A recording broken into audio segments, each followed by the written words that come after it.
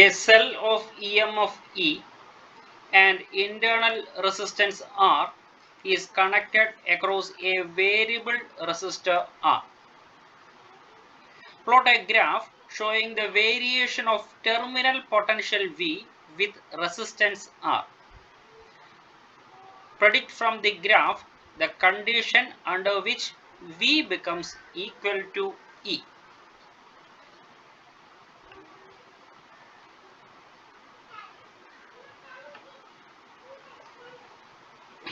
അപ്പം ക്വസ്റ്റ്യനിൽ പറഞ്ഞിരിക്കുന്നത് a cell of E M F E and internal resistance R is connected across a variable resistor. എന്താണ് variable resistor എന്ന് പറയുന്നത്? Variable resistor എന്ന് പറയുന്നത് റെസിസ്റ്റൻസ് നമുക്ക് ചേഞ്ച് ചെയ്യാം, ഫിക്സ്ഡ് റെസിസ്റ്റൻസ് അല്ല. ഇപ്പം ഒരു റെസിസ്റ്റൻസ് വന്നു കഴിഞ്ഞാൽ അത് നമുക്ക് 10 ഓം ആക്കാം, 15 ഓം ആക്കാം, 20 ഓം ആക്കാം, അങ്ങനെ വേരി ചെയ്യാൻ കഴിയുന്ന ഒരു റെസിസ്റ്റൻസ്. ആ റെസിസ്റ്ററാണ് ഈ സെല്ലിന് അക്രോസ് ആയിട്ട് കണക്ട് ചെയ്തിരിക്കുന്നത്. അപ്പോൾ വേരിയബിൾ റെസിസ്റ്ററിനെ റെപ്രസെൻറ്റ് ചെയ്യാൻ വേണ്ടിയാണ് ഒരു ആരോ കാണിച്ചിരിക്കുന്നത്. അല്ലേ, ഇങ്ങനെ ഒരു ആരോ കാണിച്ചിരിക്കുന്നതാണ്. ഒരു റെസിസ്റ്റൻസ് മാത്രമാണെങ്കിൽ ഇതാണ്, ഇത് ഒരു ആരോ കൂടെ കൊടുത്താൽ അതൊരു വേരിയബിൾ റെസിസ്റ്റർ ആണെന്നാണ് നമ്മൾ മനസ്സിലാക്കേണ്ടത്. അപ്പം a cell of E M F E and internal resistance R is connected across a variable resistor R. Plot a graph showing the variation of terminal potential V with resistance R. അതായത് externally നമ്മൾ കൊടുത്തേക്കുന്ന ഈ resistance increase ചെയ്യുന്നതനുസരിച്ച് terminal പൊട്ടൻഷ്യലും increase ചെയ്യുമെന്ന് നമ്മൾ പഠിച്ചു. അപ്പം നമുക്ക് വരയ്ക്കേണ്ട graph എന്ന് പറയുന്നത് വിയും ആറും തമ്മിലുള്ള ഒരു ഗ്രാഫാണ് നമുക്ക് വരയ്ക്കേണ്ടത്. അതിൽ നിന്ന് അവരൊരു ക്വസ്റ്റ്യൻ കൂടെ പറഞ്ഞിട്ടുണ്ട്. Predict from the graph the condition under which V becomes equal to E. എപ്പോഴാണ് വി ഇ എം എഫ് ആയ ഇക്ക് ഈക്വലാകുന്ന കണ്ടീഷൻ ഗ്രാഫിൽ നിന്നും പ്രെഡിക്റ്റ് ചെയ്യാനാണ് പറഞ്ഞിരിക്കുന്നത്. ഓക്കെ, അപ്പം നമ്മൾ ആദ്യം ചെയ്യേണ്ടത്, നമുക്ക് ഇന്റേണൽ റെസിസ്റ്റൻസിൻ്റെ ഒരു ഇക്വേഷൻ നമ്മൾ പഠിച്ചത് എന്തുവായിരുന്നു? ഇന്റേണൽ റെസിസ്റ്റൻസിൻ്റെ ഇക്വേഷൻ പഠിച്ചത് ഇ എം എഫ് എന്ന് പറയുന്നത് I into R plus R എന്ന് പറയുന്ന ഇക്വേഷൻ ആണ് നമ്മൾ ബേസിക് ആയിട്ട് പഠിച്ചത്. E M F is equal to I into R plus r. അപ്പോൾ ഇതിൽ ക്യാപിറ്റൽ വി എന്ന് പറയുന്ന ടേം ഇല്ല. അപ്പോൾ ക്യാപിറ്റൽ വി ഇവിടെ ഇൻക്ലൂഡ് ചെയ്ത ഒരു ഇക്വേഷനായിട്ട് ഇതിനെ നമുക്ക് റീഅറേഞ്ച് ചെയ്യാൻ പോവുകയാണ് ആദ്യം ചെയ്യേണ്ടത്. എങ്കിൽ മാത്രമേ വിയും ആറും തമ്മിലുള്ള റിലേഷൻ നമുക്ക് എഴുതാനൊക്കത്തുള്ളൂ. ഓക്കെ, അപ്പോൾ നമുക്ക് ഇക്വേഷൻ ഇങ്ങനെ റീഅറേഞ്ച് ചെയ്യാം. നമുക്കറിയാം ഓംസ് ലോ അനുസരിച്ച് V is equal to I R ആണ്. V is equal to I R ആണ്. നമ്മൾ നേരത്തെ എഴുതിയ ഇക്വേഷനിൽ നിന്നും കറണ്ടിൻ്റെ equation I is equal to E divide by R plus R എന്ന് എഴുതാം. ഈ ഐക്ക് സബ്സ്റ്റിറ്റ്യൂഷൻ കൊടുക്കുക. ഐക്ക് എങ്ങനെ സബ്സ്റ്റിറ്റ്യൂട്ട് ചെയ്യാം? ഈ ഇക്വേഷനിൽ നിന്നും ഐയുടെ ഇക്വേഷൻ എങ്ങനെ എഴുതാം? ഐയുടെ equation I is equal to V by R. അപ്പം ഇവിടെ നമുക്ക് വി ബൈ ആർ എന്ന് സബ്സ്റ്റിറ്റ്യൂട്ട് ചെയ്യാം. എന്നിട്ട് ആർ റൈറ്റ് ഹാൻഡ് സൈഡിലോട്ട് കൊണ്ടുവരും. അപ്പോൾ ഇക്വേഷൻ ഇങ്ങനെ എഴുതാം. ഓക്കെ, ആർ ന്യൂമറേറ്ററിൽ നിന്ന് ഡിനോമിനേറ്ററിലോട്ട് കൊണ്ടുവരാം. ഡിനോമിനേറ്ററിലോട്ട് കൊണ്ടുവന്ന് കഴിയുമ്പോഴത്തേക്ക് നമുക്ക് ആ ഇക്വേഷൻ ഇതേ രീതിയിൽ റീഅറേഞ്ച് ചെയ്യാം. ഇപ്പം ഇവിടെ വിയും ആറും തമ്മിലുള്ള ഒരു റിലേഷൻ നമുക്ക് കിട്ടി.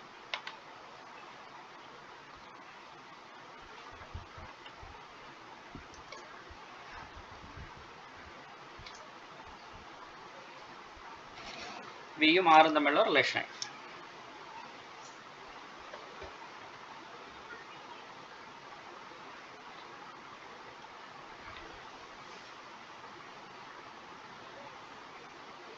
ഇക്വേഷൻസ് റീഅറേഞ്ച് ചെയ്തതിൽ എന്തെങ്കിലും ഡൗട്ട് ഉണ്ടെങ്കിൽ ചോദിക്കാം.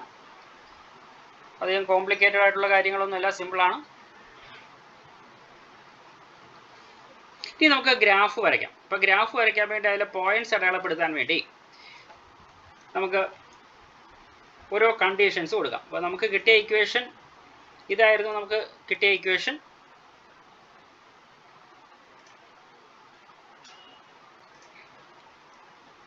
നോക്കിയിട്ട് ഇവിടെ ഇക്വേഷൻ എഴുതിയിട്ടുണ്ട്. ഇനി ആദ്യം ഞാൻ എടുക്കുകയാണ്. R 0 ആണെങ്കിൽ വിയുടെ വാല്യൂ എത്രയായിരിക്കും?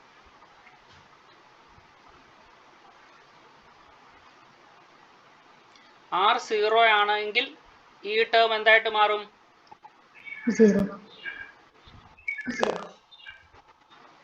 R 0 ആണെങ്കിൽ ആ ടേം 0 ആയിട്ടാണ് മാറുന്നത്. ഈ ടേം ഇൻഫിനിറ്റി ആയിട്ട് മാറും അല്ലേ? R ഡിനോമിനേറ്ററിലാണ്. ഏതെങ്കിലും ഒരു ക്വാണ്ടിറ്റിയെ 0 കൊണ്ട് ഡിവൈഡ് ചെയ്താൽ ആൻസർ ഇൻഫിനിറ്റി ആണ്. അപ്പോൾ ഈ ടേം ഇൻഫിനിറ്റി ആയിട്ട് മാറി. ഇൻഫിനിറ്റി പ്ലസ് 1 എന്തുവാ?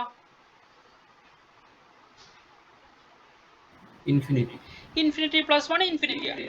ഓക്കെ, അപ്പം നമുക്ക് ഇക്വേഷൻ എന്ത് കിട്ടും? E divide by infinity. ഏതെങ്കിലും ഒരു നമ്പറിനെ ഇൻഫിനിറ്റി കൊണ്ട് ഡിവൈഡ് ചെയ്താൽ റിസൾട്ട് എന്തായിരിക്കും?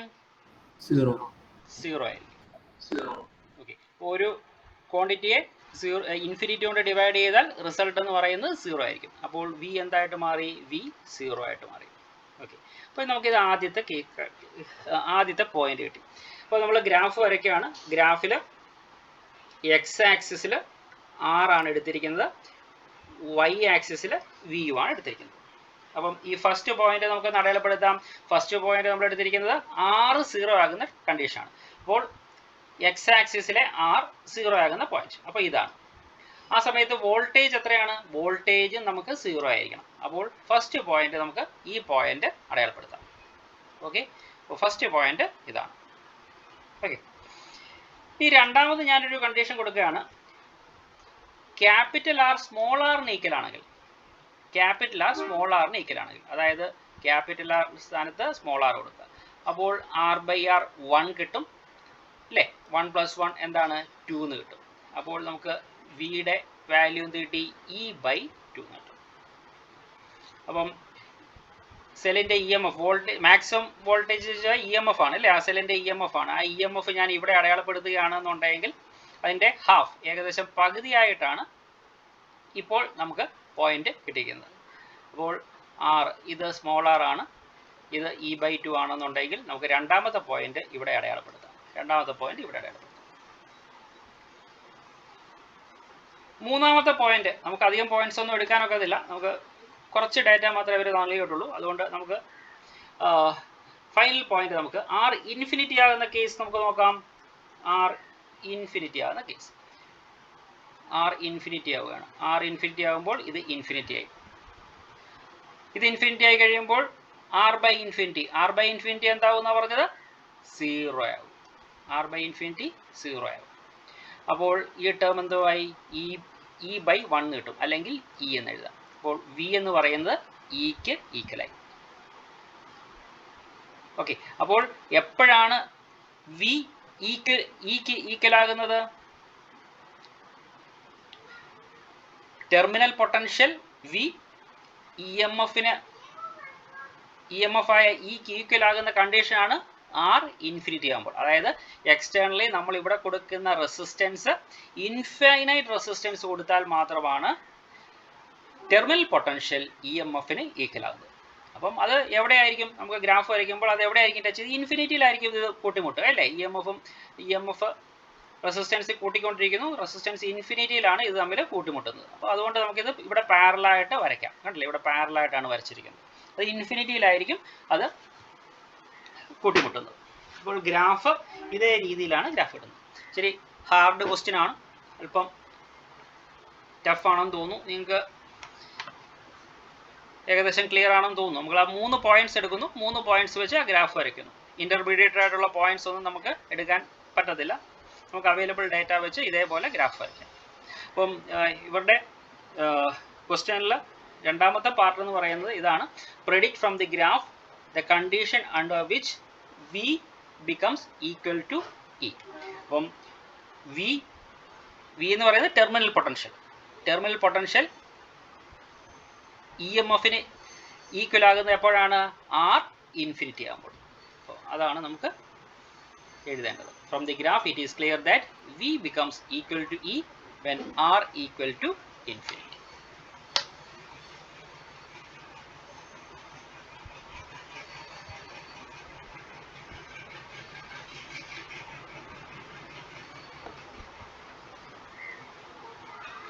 ഓക്കെ, ഇതേപോലെ ഗ്രാഫിൻ്റെ 1-2 ക്വസ്റ്റ്യൻസും കൂടെ ഒക്കെ ഉണ്ട്, നമുക്ക് പിന്നീട് വർക്കൗട്ട് ചെയ്യാം. നമുക്ക് അടുത്ത ടോപ്പിക്കിലോട്ട് പോകാം.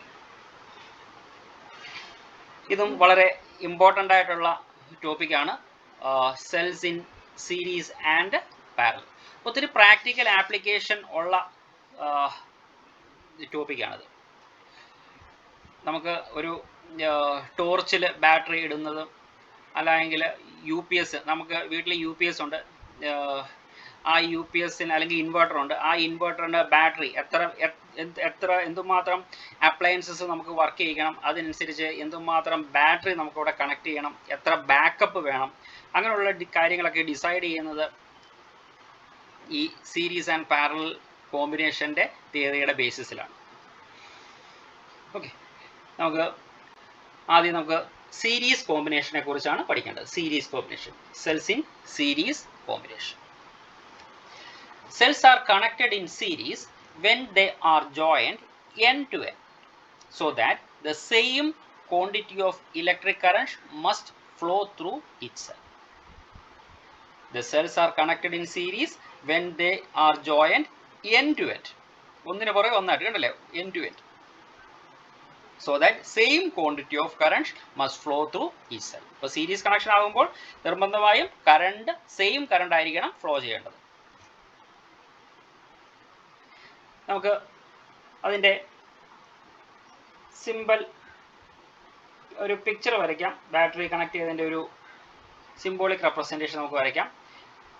ഇവിടെ ഞാൻ 2 സെല്ലാണ് എടുത്തിരിക്കുന്നത്. ഇതൊരു സെൽ, ഇത് മറ്റൊരു cell.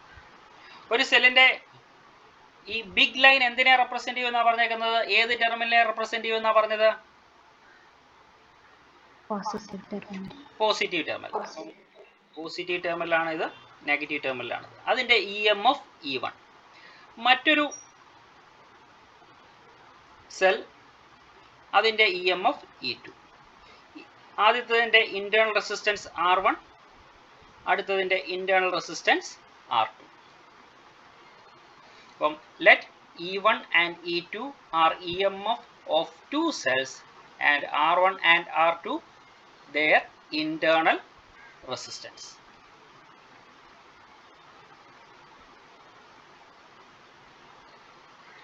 Let VA, VB, VC be the potentials at the point A, B, C as shown in the figure. നമ്മളിവിടെ 3 പോയിന്റ്സ് ഞാൻ എടുത്തിട്ടുണ്ട്. ഈ പോയിന്റ് ആണ് A, ഈ പോയിന്റ് ആണ് B, ഈ പോയിന്റ് ആണ് C. ഈ പോയിന്റിലേക്ക് പൊട്ടൻഷ്യൽ നമ്മൾ ഡിഫൈൻ ചെയ്യുകയാണ്. ഈ പോയിന്റിലെ പൊട്ടൻഷ്യൽ VA, ഈ പോയിന്റിലെ പൊട്ടൻഷ്യൽ VB, ഈ പോയിന്റിലെ പൊട്ടൻഷ്യൽ VC. കറണ്ട് ഫ്ലോ ചെയ്യുന്ന ഡയറക്ഷൻ കാണിച്ചിട്ടുണ്ട്. കറണ്ട് ഫ്ലോ ചെയ്യുന്ന ഡയറക്ഷൻ കണ്ടിട്ട് എന്തെങ്കിലും ഡൗട്ട് നിങ്ങൾക്ക് ഉണ്ടാകുന്നുണ്ടോ?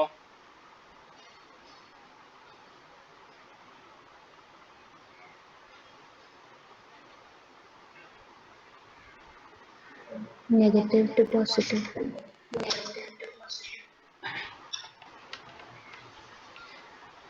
ഇത് കറക്റ്റ് ആണോ വരച്ചു വെച്ചേക്കുന്നത്? തെറ്റ് വല്ലതും ഉണ്ടോ? കറണ്ടിന്റെ ഡയറക്ഷൻ കാണിച്ചതിൽ എന്തെങ്കിലും തെറ്റുണ്ടോ?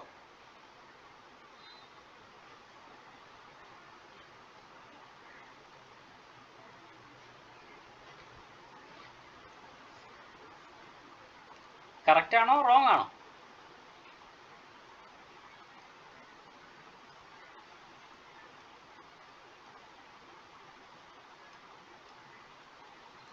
കറണ്ടിന്റെ ഡയറക്ഷൻ എങ്ങനെ വരയ്ക്കണമെന്ന് ഞാൻ പറഞ്ഞിട്ടുള്ളത്? Positive to negative. Positive to negative. ഇവിടെ ഞാൻ പോസിറ്റീവ് ടു നെഗറ്റീവ് എന്നാണോ വരച്ചു വെച്ചേക്കുന്നത്? തെറ്റ് വല്ലതും ഉണ്ടോ? നെഗറ്റീവ് ടു പോസിറ്റീവ് അല്ല. നെഗറ്റീവ് ടു പോസിറ്റീവ് ആണ് വരച്ചേക്കുന്നത്. അപ്പോൾ ഇത് റോങ് ആണോ?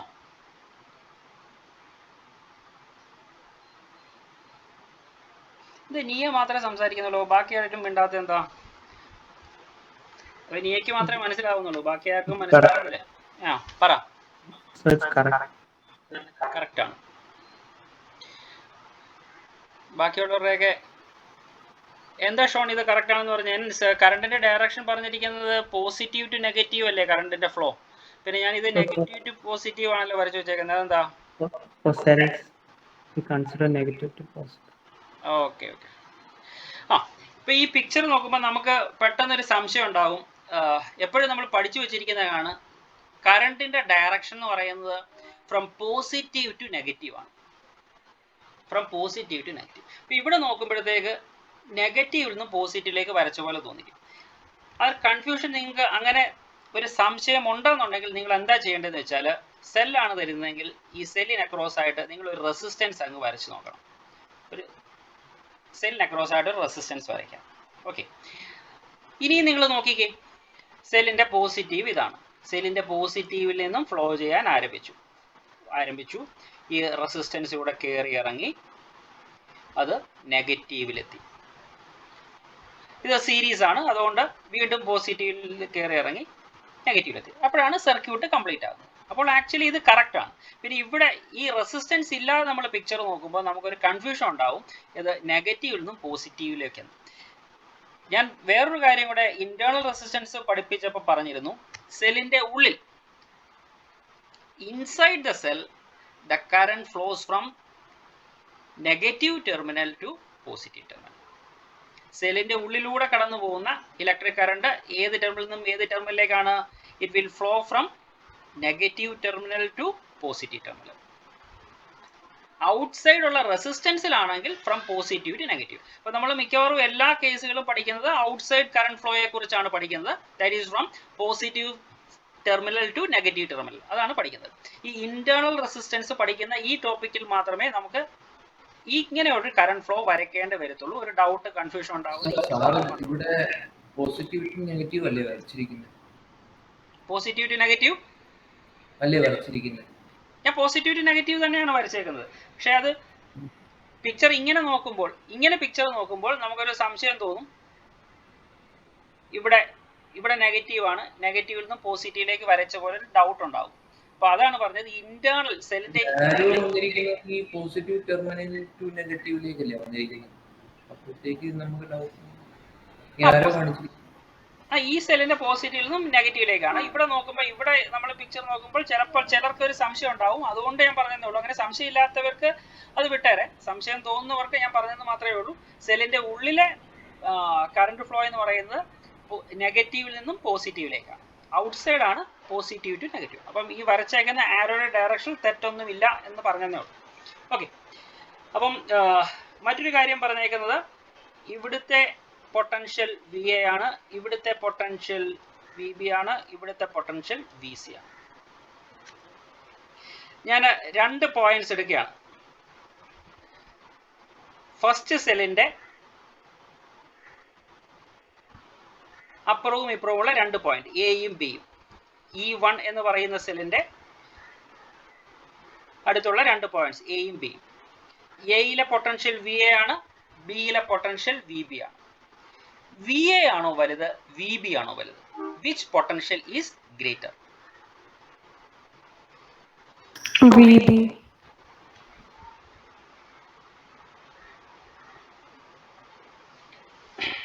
V B. എന്തുകൊണ്ടാണ് വി ബി ആകുന്നത്? So potential decreases in the direction of electric field. Yes, potential decreases in the direction of electric field. പക്ഷേ നമ്മൾ ഇവിടെ ഇലക്ട്രിക് ഫീൽഡിന്റെ ഡയറക്ഷൻ ഒന്നും കാണിച്ചിട്ടില്ല.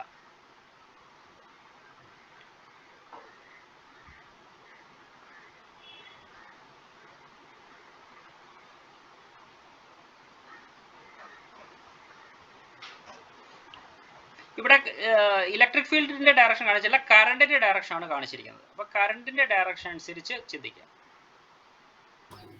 So then VA, sir.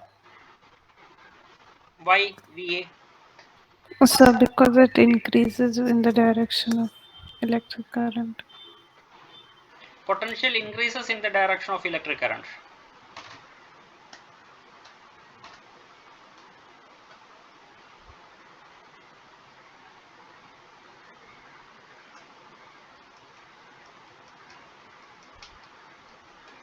ബാക്കിയുള്ളവരുടെ പറ, അനു മാത്രമേ പറഞ്ഞല്ലോ. VA or VB has greater potential? Which is greater, VA or VB? Guess ചെയ്യ്, വെറുതെ എന്തെങ്കിലുമൊക്കെ പറ, ക്ലാസ് ആക്റ്റീവ് ആട്ടെ. So VA is greater. Why? potential flows from higher to lower. What flow? Potential flows from higher. Potential flow ചെയ്യോ? Sorry. പറഞ്ഞത് ശരിയാണ്. ആ term അങ്ങ് മാറ്റിയാൽ മതി. അത് ഒന്ന് ആലോചിച്ച ആ ടേം പൊട്ടൻഷ്യൽ ആണോ? Sir, current. Current flows from higher potential to lower. Current flows from higher potential to lower potential. അതാണ് കറക്റ്റ് പോയിന്റ്. കറണ്ട് എപ്പോഴും ഹയർ പൊട്ടൻഷ്യലിൽ നിന്നും ലോവർ പൊട്ടൻഷ്യലിലേക്കായിരിക്കും ഒഴുകുക, അല്ലേ? അപ്പം കറണ്ട് ഇപ്പോൾ ഒഴുകുന്നത് എവിടെ നിന്നാണ്? കറണ്ട് ഒഴുകുന്നത്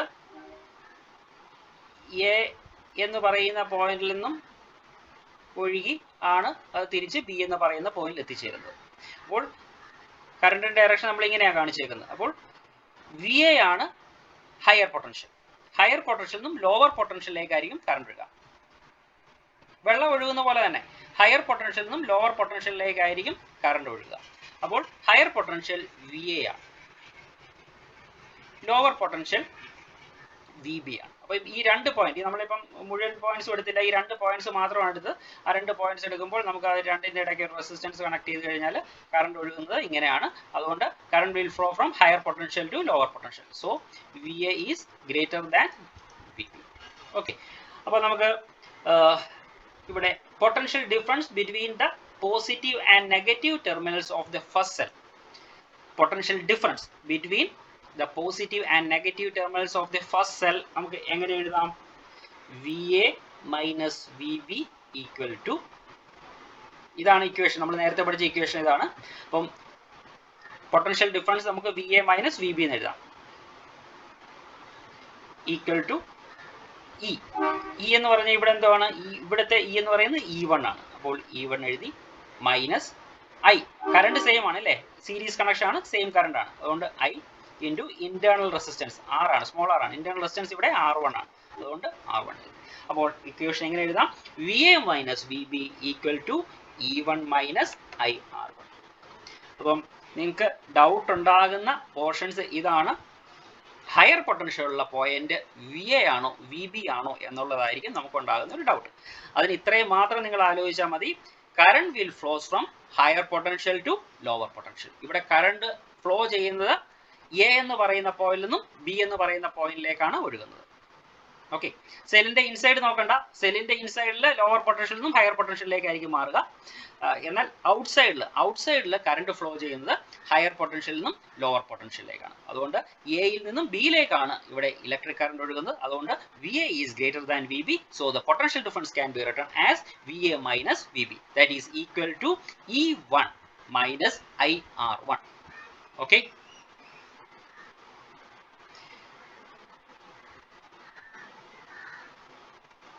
നിയ ക്ലിയർ ആയോ? Yes, sir.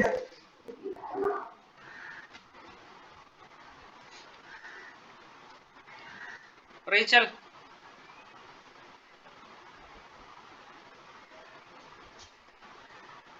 Yes, sir.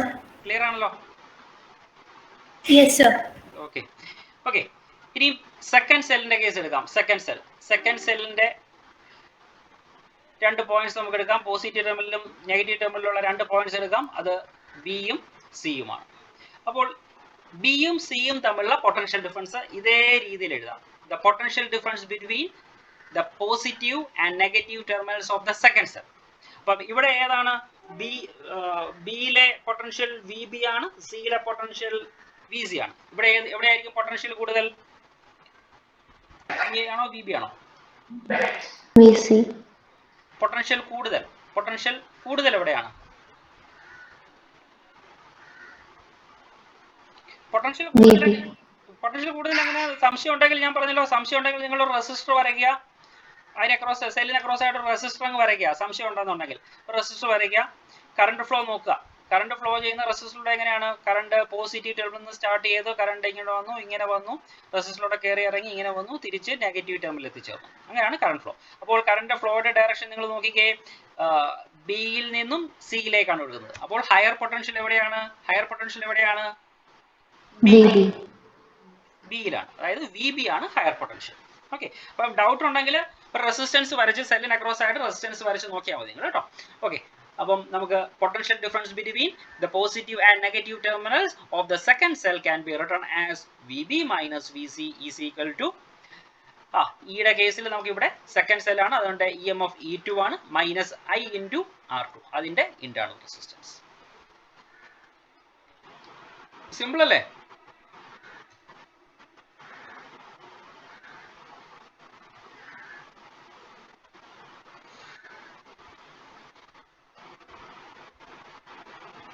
Okay, ഇനി നമുക്ക് ഈ എ എന്ന് പറയുന്ന പോയിന്റും ബി എന്ന് പറയുന്ന പോയിന്റും തമ്മിലുള്ള പൊട്ടൻഷ്യൽ ഡിഫറൻസ് കണ്ടുപിടിക്കണം. എ എന്ന് പറയുന്ന പോയിന്റും ബി എന്ന് പറയുന്ന പോയിന്റും തമ്മിലുള്ള potential difference. Okay, the potential difference between the terminals A and C of the combination is V A C. അത് വി എ സി ആയിട്ട് എടുക്കുകയാണ്. V A minus V C എന്ന് എഴുതാം, കാരണം എയിലെയാണ് സിയേക്കാൾ പൊട്ടൻഷ്യൽ കൂടുതൽ. അതുകൊണ്ട് നമുക്ക് വി എ സി എങ്ങനെ എഴുതാം? V A minus V C എന്ന് എഴുതാം. ഓക്കെ, ഇനി ഞാൻ എന്താ ചെയ്യാൻ പോകുന്നതെന്ന് അറിയാമോ? വി ബി ഇതിൻ്റെ കൂടെ ആഡ് ചെയ്യുകയും സബ്ട്രാക്ട് ചെയ്യുകയും ചെയ്യും. ഇപ്പോൾ വാല്യൂവിന് ചേഞ്ച് വല്ലതും ഉണ്ടാവുമോ? ഇല്ലല്ലോ, വാല്യൂവിന് ചേഞ്ച് ഉണ്ടാകത്തില്ലോ. വി ബി അതിൻ്റെ കൂടെ ആഡ് ചെയ്യുകയും സബ്ട്രാക്ട് ചെയ്യുകയും ചെയ്യും.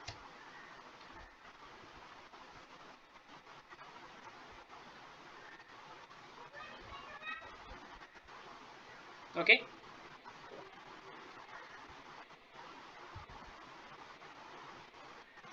ഇനി ഞാനിവിടെ ഒരു ബ്രാക്കറ്റ് ഇടുകയാണ്. ഇവിടെ ബ്രാക്കറ്റ് കൊടുത്തു, ഇവിടെ ബ്രാക്കറ്റ് കൊടുത്തു.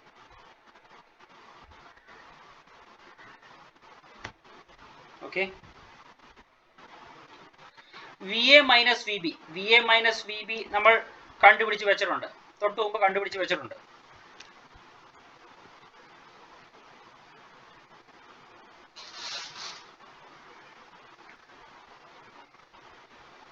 അത് E1 മൈനസ് IR1 ആണ്. വി ബി മൈനസ് വി സിയും നമ്മൾ കണ്ടുപിടിച്ച് വെച്ചിട്ടുണ്ട് അല്ലേ? വി ബി മൈനസ് വി സിയും കണ്ടുപിടിച്ച് വെച്ചിട്ടില്ലേ? V B minus V C കണ്ടുപിടിച്ചിട്ടുണ്ട്. E2 മൈനസ് IR2 അത് രണ്ടും സബ്സ്റ്റിറ്റ്യൂട്ട് ചെയ്തു.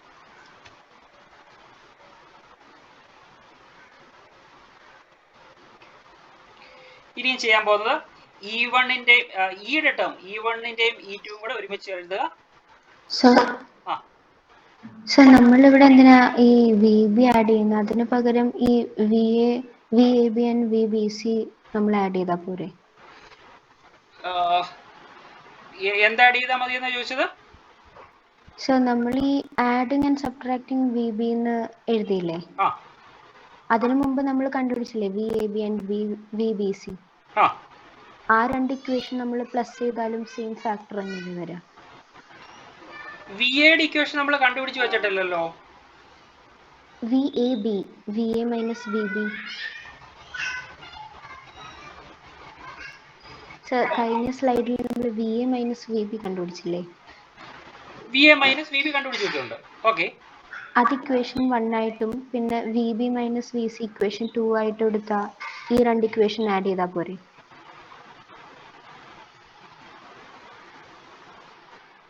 ആ രണ്ട് ഇക്വേഷൻസ് ആഡ് ചെയ്താലും മതി, അങ്ങനെ ആയാലും മതി. ഓക്കെ സർ, രണ്ട് ഇക്വേഷൻസ് ആഡ് ചെയ്താലും റിസൾട്ട് കിട്ടും. ഞാൻ മറ്റൊരു രീതിയിൽ പറഞ്ഞെന്ന് മാത്രമേ ഉള്ളൂ. നമുക്ക് അൾട്ടിമേറ്റ് ആയിട്ട് വേണ്ടത് ആ വാല്യൂ ഇങ്ങോട്ട് സബ്സ്റ്റിറ്റ്യൂട്ട് ചെയ്യുക എന്നുള്ളത് മാത്രമേ ഉള്ളൂ. Yes sir. അപ്പം ആ രണ്ട് ഇക്വേഷൻസും കൂടെ ആഡ് ചെയ്ത് കഴിയുമ്പോൾ ഇത് കിട്ടും. പക്ഷെ ഞാൻ ഇവിടെ സ്റ്റാർട്ട് ചെയ്തത് ഇവിടുന്ന് സ്റ്റാർട്ട് ചെയ്തുകൊണ്ടാണ് ഞാൻ ആ രീതിയിൽ പറഞ്ഞു പോയത്.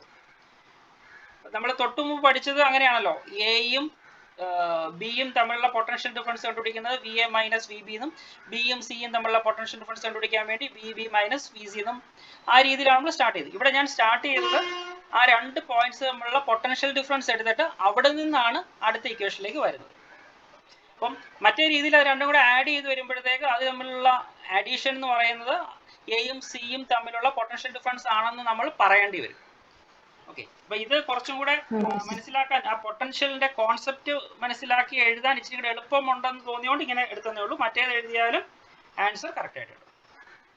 ഓക്കെ, അതായത് ഇവിടെ ഞാൻ എഴുതിയേക്കുന്ന ഫസ്റ്റ് സെന്റൻസ് ഇതാണ്. The potential difference between the terminal A and C. The potential difference between the terminals A and C. The potential difference between the terminals A and C VAC ആയിട്ട് എടുത്തു. അതെന്ന് പറയുന്നത് higher potential minus lower potential ആണ്. Higher potential minus lower potential. അപ്പോൾ higher potential VA ആണ്, lower potential VC ആണ്. അതുകൊണ്ടാണ് ഇവിടെ ഞാൻ ഇങ്ങനെ എഴുതിയത്. അതിൽ നിന്നും മറ്റേതിലൊക്കെ അറൈവ് ചെയ്തത് മാത്രമേ ഉള്ളൂ. മറ്റേ രീതിയിൽ എഴുതിയാലും തെറ്റൊന്നുമില്ല, ഫൈനൽ റിസൾട്ട് കറക്റ്റായിട്ട് കിട്ടും. ഓക്കെ, അപ്പം ഇനി ഞാനിത് E1ഉം E2ഉം കൂടെ ഒരുമിച്ച് എഴുതുന്നു. IR1ന്റെ ടേമും IR2ന്റെ ടേമും ഒരുമിച്ച് എഴുതുന്നു. അതിൽ -i കോമൺ ആയിട്ട് എടുത്തു. അപ്പോൾ ഇക്വേഷൻ റീഅറേഞ്ച് ചെയ്യുമ്പോൾ ഇങ്ങനെ എഴുതാം.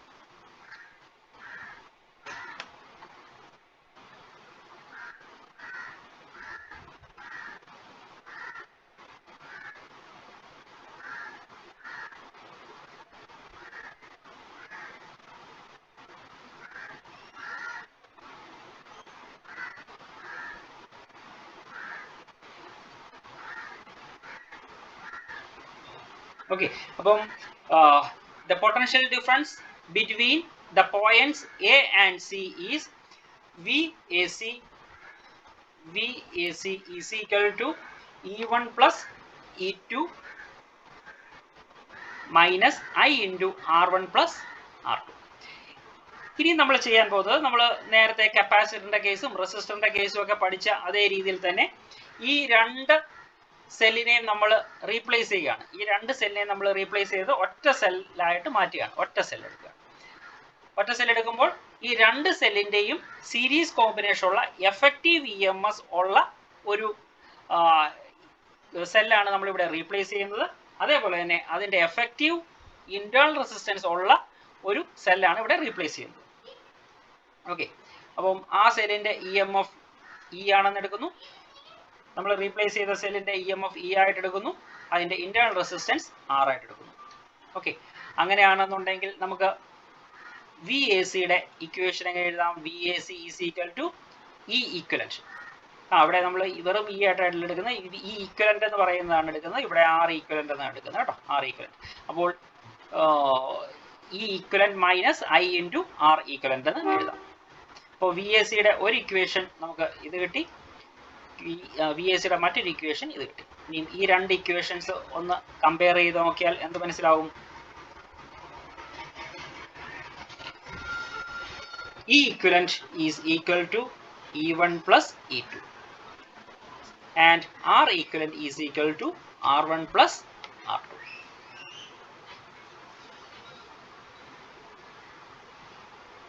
അപ്പം രണ്ട് സെൽസ് സീരീസ് ആയിട്ട് കണക്ട് ചെയ്ത് കഴിഞ്ഞാൽ അതിൻ്റെ ഈക്വലന്റ് റെസിസ്റ്റൻസ് എന്ന് പറയുന്നത് സം ഓഫ് ഇൻഡിവിജ്വൽ EMFന് ഈക്വൽ ആണ്. അതേപോലെ ഇന്റേണൽ റെസിസ്റ്റൻസും സം ഓഫ് ഇൻഡിവിജ്വൽ ഇന്റേണൽ റെസിസ്റ്റൻസിന് ഈക്വൽ ആണ്. Rules for series combination. For series combination of n cells, the equivalent EMF is the sum of their individual EMF. For series combination of n cells, the equivalent EMF is the sum of their individual EMF.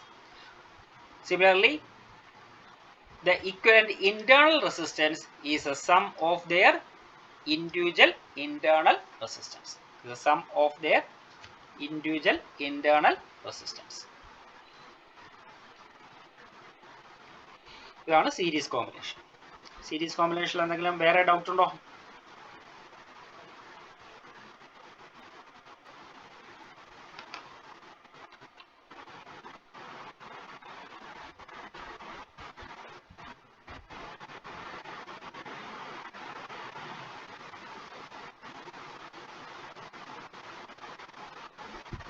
Okay, doubt ഒന്നും ഇല്ലെങ്കിൽ നമുക്ക് parallel കോമ്പിനേഷനിലേക്ക് പോകാം. കുറച്ചും കൂടെ mathematical step ഉണ്ടെന്ന് മാത്രമേ ഉള്ളൂ. അതിൻ്റെ കോൺസെപ്റ്റ് സെയിം തന്നെയാണ്.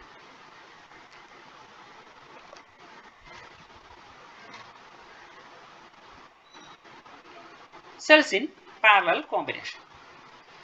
Cells are said to be connected in parallel when they are joined positive to positive and negative to negative such that current is divided between the cells. Cells are connected in parallel when they are joined positive to positive.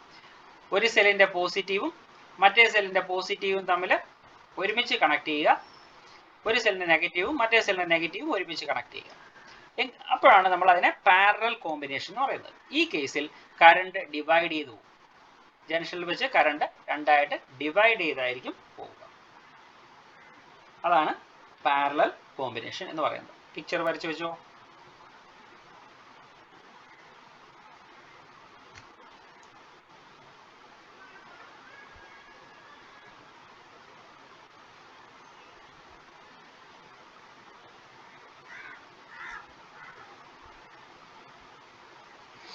ഇവിടെ രണ്ട് cells ആണ്, E1 E2. അതിൻ്റെ internal resistance R1ഉം R2ഉം ആണ്. നേരത്തെ പോലെ നമ്മൾ രണ്ട് points എടുക്കുകയാണ്, എയും സിയും. ബി എന്ന് പറയുന്ന പോയിന്റ് നമ്മളിവിടെ രണ്ട് ബി എന്ന് പറയുന്ന പോയിന്റ്സ് ഉണ്ട്. അതുകൊണ്ട് ആദ്യത്തത് B1 എന്നും രണ്ടാമത്തത് B2 ആയിട്ട് എടുക്കുന്നത്. കറണ്ടിന്റെ ഫ്ലോ നമുക്ക് വരയ്ക്കാൻ വേണ്ടി ഒരു റെസിസ്റ്റൻസ് നമുക്ക് വരയ്ക്കാം, എന്നിട്ട് കറണ്ടിന്റെ ഫ്ലോ നോക്കാം.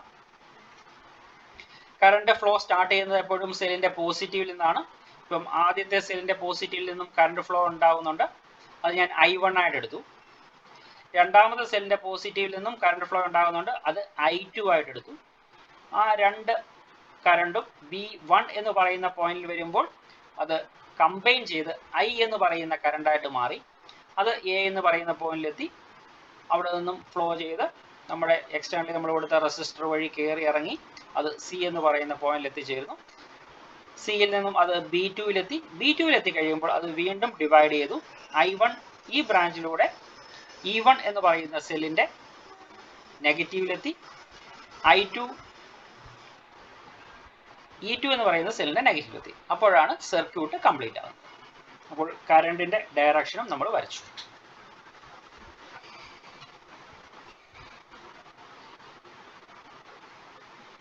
Let E1 and E2 are EMF and R1 and R2 their internal resistance of the two cells in parallel combination.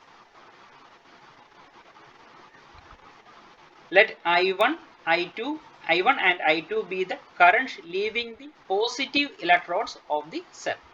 Then the total current flowing, that is I can be written as I is equal to I1 plus I2. This is I1 and this is I2. Then I is equal to I1 plus I2. That is equation number 1.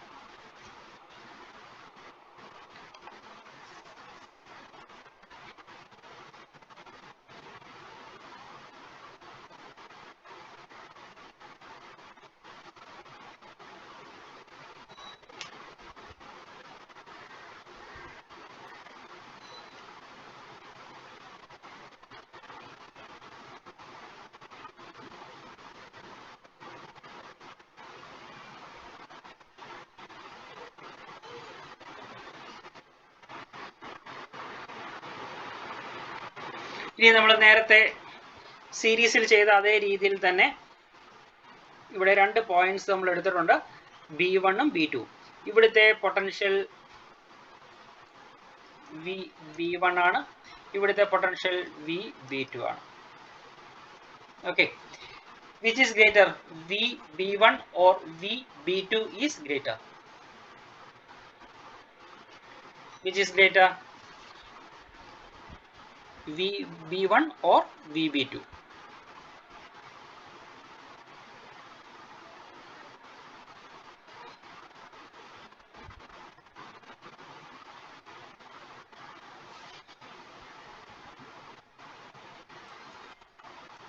ഏത് പോയിന്റിലെ potential ആണ് കൂടുതൽ?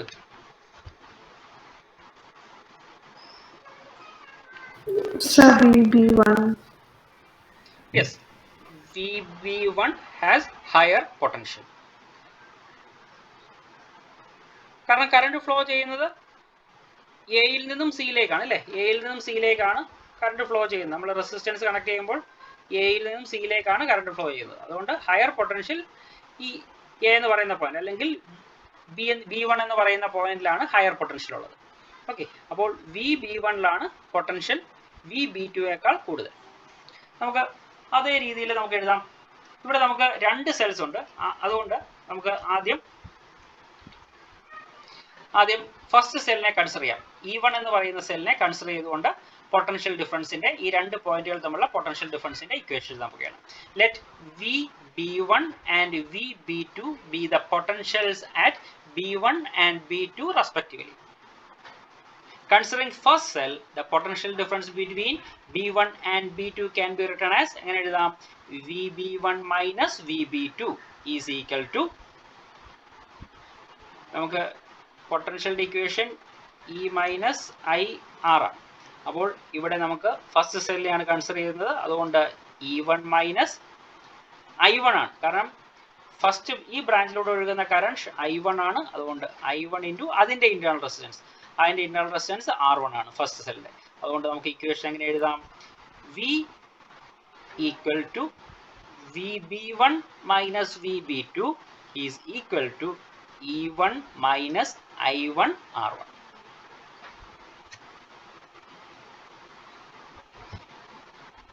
Similarly, considering the second cell, the potential difference between these 2 points can be written as എങ്ങനെ എഴുതാം?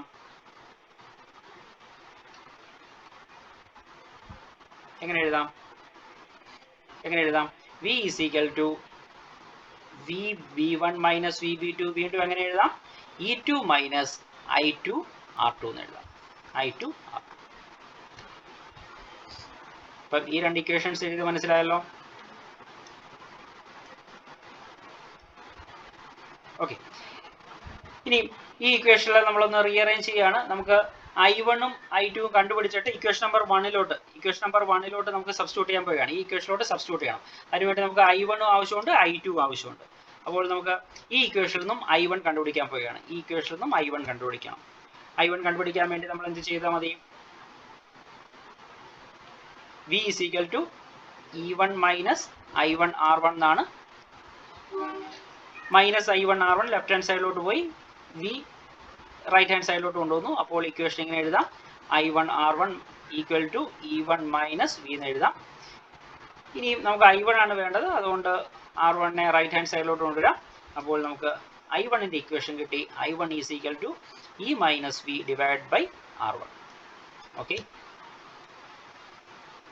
ഇനി അടുത്ത എഴുതിയ നമ്മൾ ഈ ഇക്വേഷനിൽ നിന്നും I2ന്റെ ഇക്വേഷൻ ഇതേ രീതിയിൽ കണ്ടുപിടിക്കാം. I2ന്റെ ഇക്വേഷൻ ഇതേ രീതിയിൽ തന്നെ കണ്ടുപിടിക്കാം. അപ്പോൾ നമുക്ക് എന്ത് കിട്ടി? I2 is equal to E2 minus V divide by R2 എന്ന് കിട്ടി.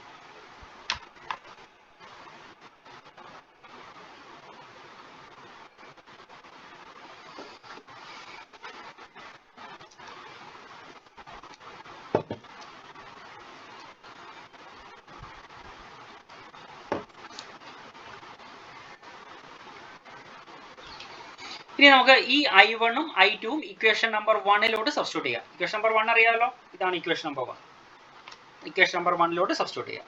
അപ്പോൾ ഇക്വേഷൻ നമ്പർ 1ലോട്ട് സബ്സ്റ്റിറ്റ്യൂട്ട് ചെയ്ത് കഴിയുമ്പോഴത്തേക്ക് നമുക്ക് ഇങ്ങനെ എഴുതാം: I is equal to E1 minus V divided by R1 plus E2 minus V divided by R2.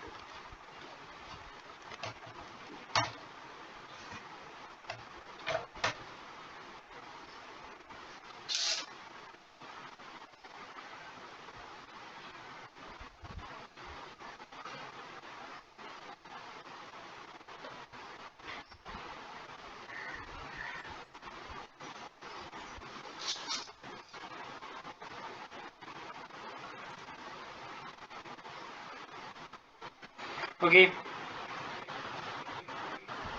ഇനി നമുക്ക് അതിനെ ഒന്ന് റീഅറേഞ്ച് ചെയ്യുകയാണ്. കുറച്ച് മാത്തമാറ്റിക്കൽ സ്റ്റെപ്സ് ഒഴിച്ച് റീഅറേഞ്ച്മെന്റ് നടത്താൻ പോവുകയാണ്. ഇതിനെ നമ്മൾ സെപ്പറേറ്റ് ചെയ്ത് എഴുതുകയാണ്. E1 by R1 minus V by R1 plus അതേപോലെ to E2 by R2 minus V by R2.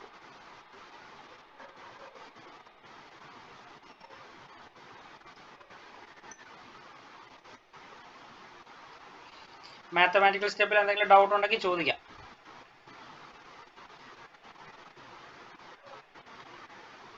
ഇനിയും ഇയുടെ ടേം എല്ലാം ഒരുമിച്ചെടുക്കുകയാണ്. ഇവിടെ E1ൻ്റെയും E2ൻ്റെയും ടേം ഒരുമിച്ച് എഴുതി. ഇവിടെ മൈനസ് വിയുടെ ടേമും ഒരുമിച്ച് എഴുതാൻ പോവുകയാണ്. അപ്പോൾ നമുക്ക് എങ്ങനെ എഴുതാം? E1 by R1 plus E2 by R2. Minus V common ആയിട്ട് എടുത്തു. ഇവിടെയുണ്ട് ഒരു മൈനസ്, ഇവിടെയുണ്ട് മൈനസ്, ഇവിടെയുണ്ട് ഒരു വി, ഇവിടെയുണ്ട് ഒരു വി. കോമൺ ആയിട്ട് എടുത്തു. മൈനസ് വി കോമൺ ആയിട്ട് എടുത്തു. അടുത്ത് വരുന്നത് minus V into 1 by R1 plus 1 by R2 എന്ന് കിട്ടും.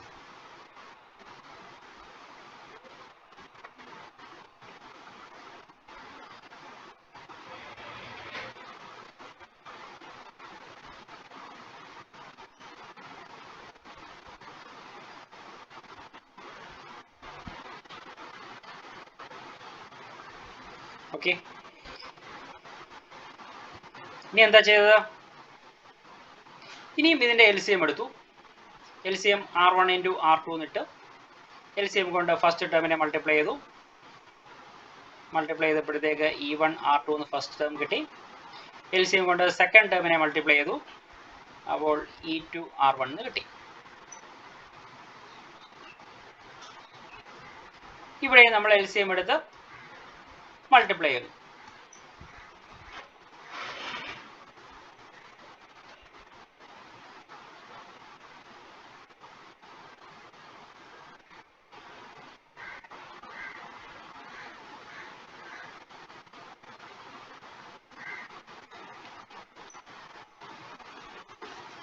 ഓക്കെ, നമുക്കിനിയും വിയുടെ ഇക്വേഷൻ എഴുതണം കേട്ടോ. വി ഈക്വൽ ടു എന്ന് പറഞ്ഞ ഇക്വേഷൻ ആണ് അറൈവ് ചെയ്തേണ്ടത്.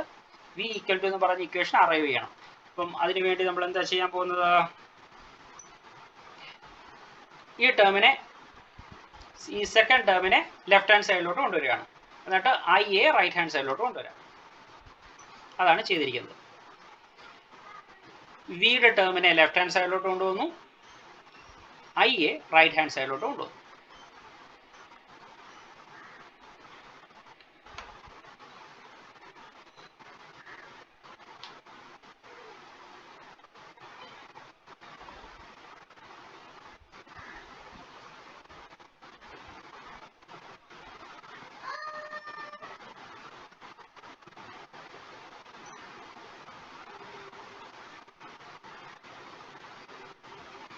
ഇനി നമുക്ക് വിയുടെ ഇക്വേഷനാണ് വേണ്ടതെന്നാണ് ഞാൻ പറഞ്ഞത്.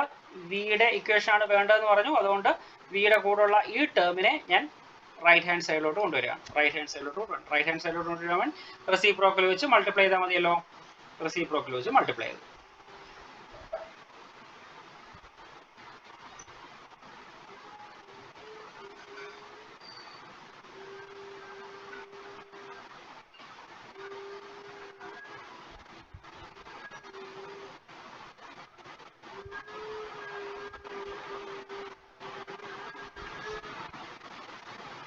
ഓക്കെ, ഇനി സിംപ്ലിഫൈ ചെയ്യാൻ വേണ്ടി ഈ ബ്രാക്കറ്റിന് വേണ്ടിയുള്ള ഈ ടേമിനെ ഞാൻ ഈ ടേം കൊണ്ട് മൾട്ടിപ്ലൈ ചെയ്തു.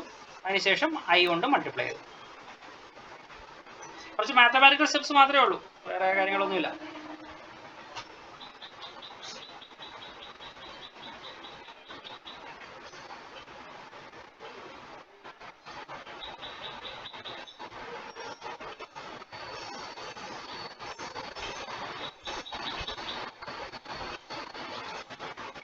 ഇവിടെ എന്തൊക്കെ വെട്ടിക്കളയാം? ഇതും ക്യാൻസൽ ഔട്ട് ചെയ്തു. ബാക്കിയുള്ളത് നമുക്ക് ഇക്വേഷൻ ഇങ്ങനെ എഴുതാം. V is equal to E1 R2 plus E2 R1 divided by R1 plus R2 minus I into R1 R2 divided by R1 plus R2.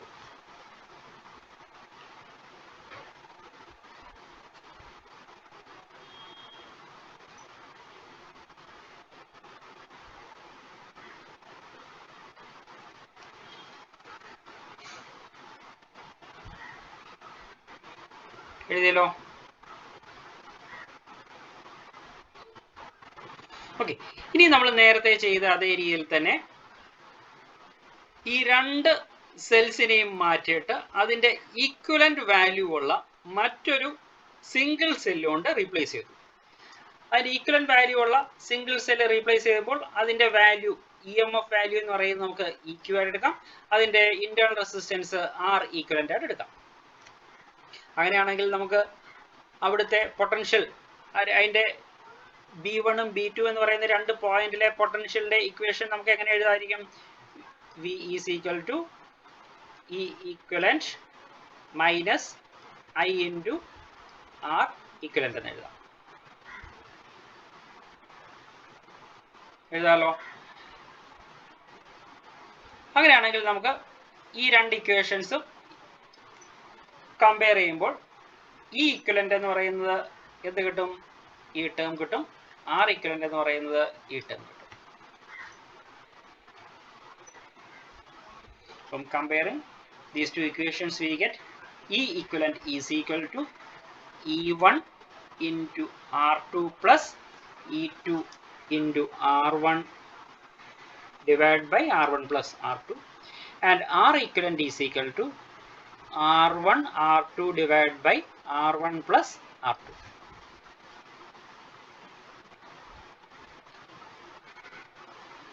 അപ്പം ഇതാണ് ഒരു പാരലൽ കോമ്പിനേഷൻ. രണ്ട് സെൽസ് പാരലായിട്ട് കമ്പൈൻ ചെയ്താൽ അതിൻ്റെ എഫക്റ്റീവ് EMFന്റെ ഇക്വേഷൻ, എഫക്റ്റീവ് ഇന്റേണൽ റെസിസ്റ്റൻസിന്റെയും equation ഇതായിരിക്കും നമുക്ക് കിട്ടുക. അപ്പോൾ വളരെ സിമ്പിളാണ്, അതിൻ്റെ കുറച്ച് മാത്തമാറ്റിക്കൽ സ്റ്റെപ്സ് ഉണ്ടെന്ന് മാത്രം.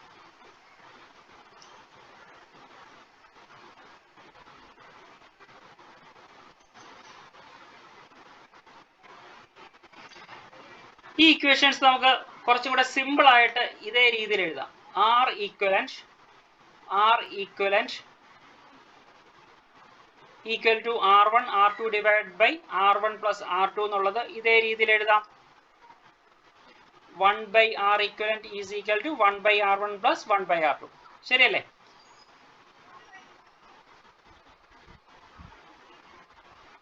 അതേപോലെ തന്നെ E equivalent divided by R equivalent equal to E1 divided by R1 plus E2 divided by R2 എന്ന് എഴുതാം. അപ്പോൾ നമുക്ക് കാണാതെ പിടിച്ചു വെക്കാൻ നമുക്ക് ഈ രണ്ട് ഇക്വേഷൻസ് ആയിരിക്കും കുറച്ചും കൂടെ സിമ്പിൾ ആയിട്ടുള്ളത്.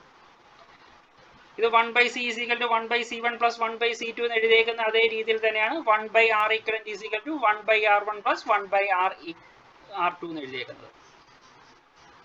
അപ്പോൾ പാരലൽ കോമ്പിനേഷനിലെ ഇന്റേണൽ റെസിസ്റ്റൻസ് കുറയുകയാണ് ചെയ്യുന്നത്.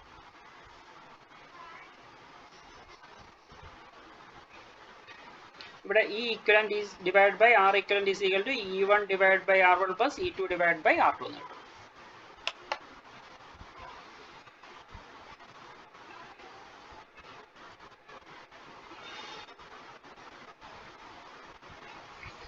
ഈ ബോക്സ് ചെയ്തേക്കുന്നത് എങ്ങനെ കിട്ടിയെന്ന് മാത്തമാറ്റിക്കൽ സ്റ്റെപ്സ് സംശയമുള്ളവർക്ക് ഇത് നോട്ട് ചെയ്ത് വെക്കാം.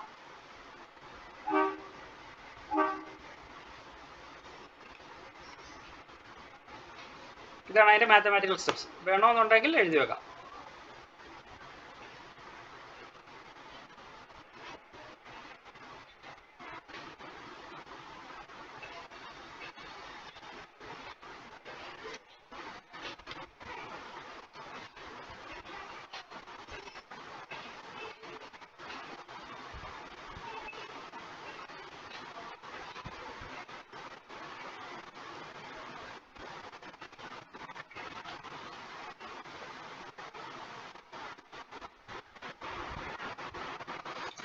ഓക്കെ, അപ്പം നിങ്ങൾ കാണാൻ പിടിച്ച് വെക്കേണ്ട ഇക്വേഷൻസ് ഈ ബോക്സ് ചെയ്തേക്കുന്നതാണ് കേട്ടോ. 1 by R equivalent is equal to 1 by R1 plus 1 by R2. ഓർത്തിരിക്കാൻ വളരെ എളുപ്പമാണ്. അതേപോലെ തന്നെ E equivalent divided by R equivalent. E equivalent divided by R equivalent എന്ന് പറയുന്നത് E1 by R1. ഓർത്തിരിക്കാൻ എളുപ്പമാണല്ലോ. E1 by R1 plus E2 divided by R2.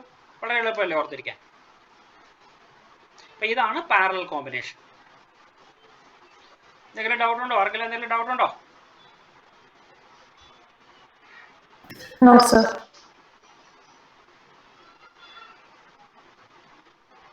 Okay, നമുക്ക് അടുത്ത if there are n cells of EMF E1, E2, E3 etc.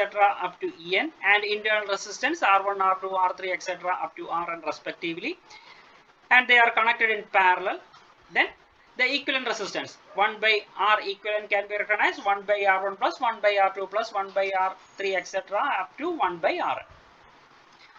Similarly, E equivalent divided by R equivalent can be recognized E1 by R1, E2 by R2 plus etc. up to En divided by Rn.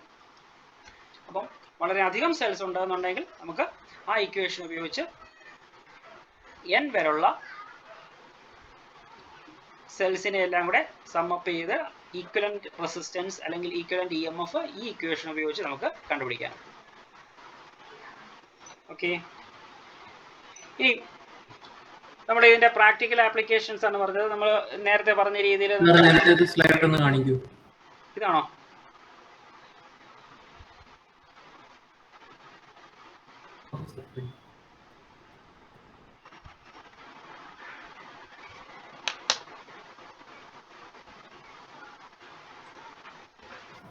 Okay sir.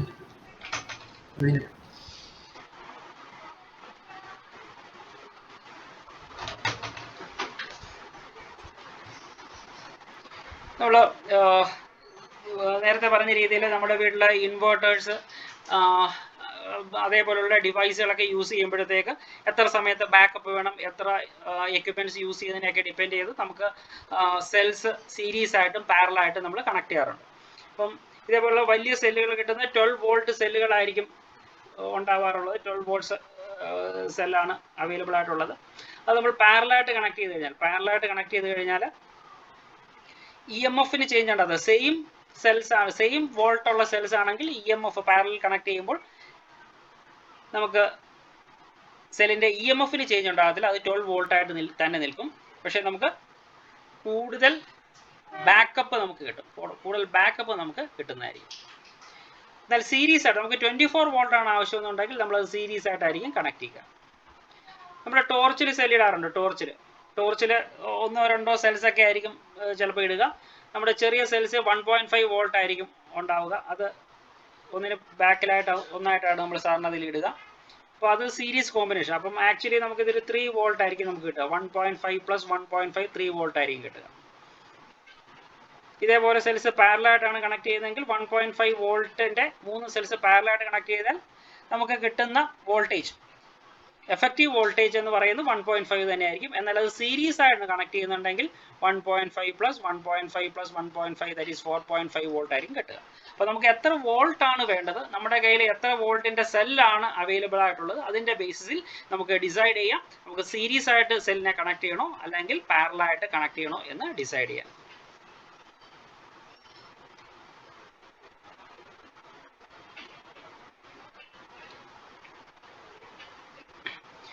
Two identical cells, each of EMF E having negligible internal resistance, are connected in parallel with each other across an external resistance R. What is the current through this resistance?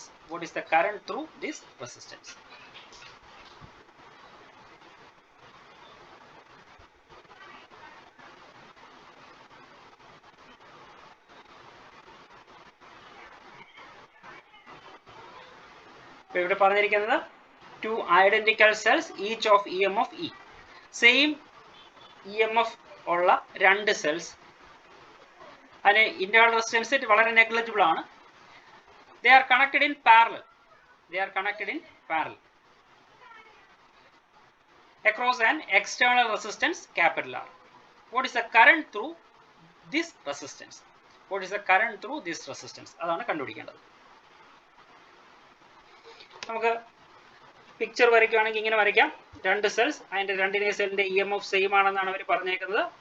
അത് പാരലായിട്ടാണ് connect ചെയ്തിരിക്കുന്നത്. അപ്പോൾ ഇത് parallel connection ആണ്, ശരിയാണല്ലോ. അതിന് across ആയിട്ട് ഒരു external resistance നമ്മൾ കണക്ട് ചെയ്തിട്ടുണ്ട്. ഇതിലൂടെ ഒഴുകുന്ന കറണ്ട് I ആണ് നമുക്ക് കണ്ടുപിടിക്കേണ്ടത്. ഇപ്പോൾ ക്വസ്റ്റ്യൻ എന്തൊക്കെ പറഞ്ഞിട്ടുണ്ട്? the internal resistance is negligible, so the total resistance. What is the total resistance of this circuit? The total resistance of the circuit will becomes capital R only. കാരണം internal resistance consider ചെയ്യണ്ട എന്നവർ പറഞ്ഞിട്ടുണ്ട്. നമ്മുടെ total resistance capital R ആണ്.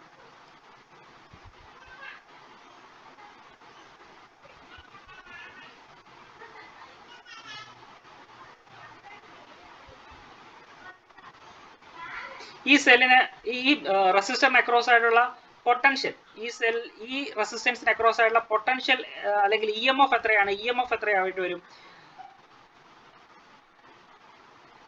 E M F ഇതിന്റെ സെല്ലിന്റെ E M F E ആണ്, ഇതിന്റെ സെല്ലിന്റെ ഇ എം എഫ് ഇ ആണ്. ഇത് പാരലൽ കോമ്പിനേഷൻ ആയതുകൊണ്ട് ഇ തന്നെ ആയിരിക്കും നെറ്റ് ഇ എം എഫ് എന്ന് പറയുന്നത്. Net E M F E തന്നെ ആയിരിക്കും. ആ net E M F E എങ്ങനെയാണ് കിട്ടുന്നത് സംശയം ഉണ്ടെന്നുണ്ടെങ്കിൽ നിങ്ങൾക്ക് നേരത്തെ നമ്മൾ പഠിച്ച ഇക്വേഷൻ ഉപയോഗിച്ച് നിങ്ങൾക്ക് നോക്കാവുന്നതാണ്. ഇവിടെ രണ്ട് സെൽസ് E1 ഉം E2 ഉം അത് E ആയിട്ടാണ് എടുത്തിരിക്കുന്നത്. അതുപോലെ തന്നെ ഇന്റേണൽ റെസിസ്റ്റൻസ് R1 ഉം R2 ഉം R ആയിട്ട് എടുക്കാം. അങ്ങനെയാണെങ്കിൽ നമ്മൾ ഈ ഇക്വലന്റിന്റെ ഇക്വേഷൻ നമ്മൾ നേരത്തെ പഠിച്ചു. അതിൽ നമ്മൾ വാല്യൂ സബ്സ്റ്റിറ്റ്യൂട്ട് ചെയ്യാം. E1 നും E2 നും E എന്ന് കൊടുക്കാം, R1 ഉം R2 നും R എന്ന് കൊടുക്കാം. അപ്പോൾ നമുക്ക് 2ER ഡിവൈഡ് ബൈ 2R എന്ന് കിട്ടും. R ഉം R ഉം 2 ഉം 2 ഉം ക്യാൻസൽ ചെയ്ത് പോകും. അപ്പോൾ E ആയിട്ട് തന്നെ കിട്ടും. അതായത് ചുരുക്കം പറഞ്ഞാൽ ഇത്രയും മാത്രമേ ഉള്ളൂ. രണ്ട് സെല്ലുകൾ സെയിം ഇ എം എഫ് ഉള്ള രണ്ട് സെല്ലുകൾ പാരലായിട്ട് കണക്ട് ചെയ്ത് കഴിഞ്ഞാൽ അതിൻ്റെ എഫക്റ്റീവ് ഇ എം എഫ് എന്ന് പറയുന്നത് E തന്നെ ആയിരിക്കും. എത്ര സെല്ലുകളായാലും, 5 സെല്ലായാലും 10 സെല്ലായാലും അത് പാരലായിട്ട് കണക്ട് ചെയ്ത് കഴിഞ്ഞാൽ അതിൻ്റെ ഇ എം എഫിന് ചേഞ്ച് ഉണ്ടാവില്ല. അപ്പോൾ സെയിം ഇ എം എഫ് തന്നെ ആയിരിക്കും കിട്ടുക.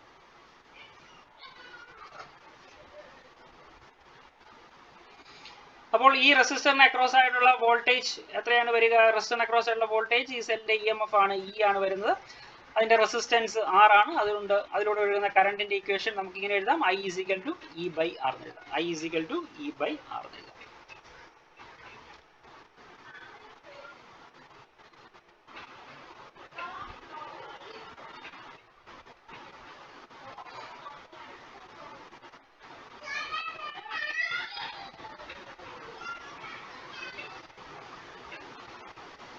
ഇവിടെ പ്രധാനപ്പെട്ട പോയിന്റ് ഇതാണ്. ഈ സെല്ലിന്റെ ഇ എം എഫ് ഇ ആണ്. ഫോർ എക്സാമ്പിൾ 12 വോൾട്ട് ആണെന്ന് വിചാരിക്കുക. ഈ സെല്ലിന്റെയും ഇ എം എഫ് 12 വോൾട്ട് ആണെന്ന് വിചാരിക്കുക. അത് പാരലായിട്ട് കണക്ട് ചെയ്ത് കഴിഞ്ഞാൽ എഫക്റ്റീവ് ഇ എം എഫ് എന്ന് പറയുന്നത് 12 വോൾട്ട് ആയിട്ട് തന്നെ നിലനിൽക്കും. എഫക്റ്റീവ് വോൾട്ടേജ് 12 വോൾട്ട് ആയിട്ട് തന്നെ നിലനിൽക്കും. ഓക്കെ, അതാണ് പ്രധാനപ്പെട്ട പോയിന്റ്. ഈ ക്വസ്റ്റ്യനിലെ ഇമ്പോർട്ടൻ്റ് ആയിട്ടുള്ള പോയിന്റ് അതാണ്. പാരലായിട്ട് കണക്ട് ചെയ്ത് കഴിഞ്ഞാൽ സെല്ലിന്റെ ഇ എം എഫ് അതായിട്ട് തന്നെ നിലനിൽക്കും, സെയിം ഇ എം എഫ് ആയതുകൊണ്ട്. അതാണ് ഇവിടെ കാണിച്ചിരിക്കുന്നത്. ഇവിടെ 12 വോൾട്ട് സെല്ലാണ്, 12 വോൾട്ട് സെല്ലാണ്. അത് പാരലായിട്ട് കണക്ട് ചെയ്തു. അപ്പോൾ നമുക്ക് കിട്ടിയ എഫക്റ്റീവ് ഇ എം എഫ് എന്ന് പറയുന്നത് 12 വോൾട്ട് തന്നെ ആയിരിക്കും. അതിൻ്റെ മാത്തമാറ്റിക്കൽ സ്റ്റെപ്സ് ആണ് ഇവിടെ കാണിച്ചിരിക്കുന്നത്. ഈ ക്വസ്റ്റ്യനിൽ നിന്ന് പഠിക്കാനുള്ള കാര്യം അതാണ്. ഇത് നമുക്ക് അറിയാവുന്ന ഇക്വേഷൻ അല്ലേ, ഓംസ് ലോയുടെ ഇക്വേഷൻ അല്ലേ, simple.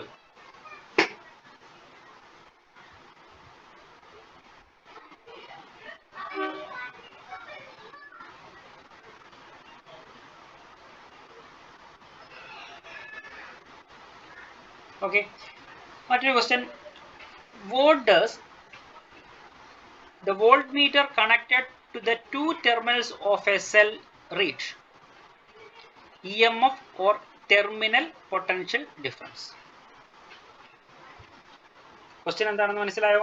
What does the voltmeter connected to the two terminals of a cell reach? EMF or potential difference? ഒരു സെൽ ആ സെല്ലിന് അക്രോസ് ആയിട്ട് നമ്മളൊരു വോൾട്ട് മീറ്റർ കണക്ട് ചെയ്ത് കഴിഞ്ഞാൽ ആ വോൾട്ട് മീറ്റർ കാണിക്കുന്ന റീഡിംഗ് എന്തായിരിക്കും? ടെർമിനൽ പൊട്ടൻഷ്യൽ ഡിഫറൻസ് ആണോ ഇ എം എഫ് ആണോ നമുക്ക് നൽകുന്നതെന്നാണ് ചോദ്യം. What is the difference between EMF and terminal potential difference?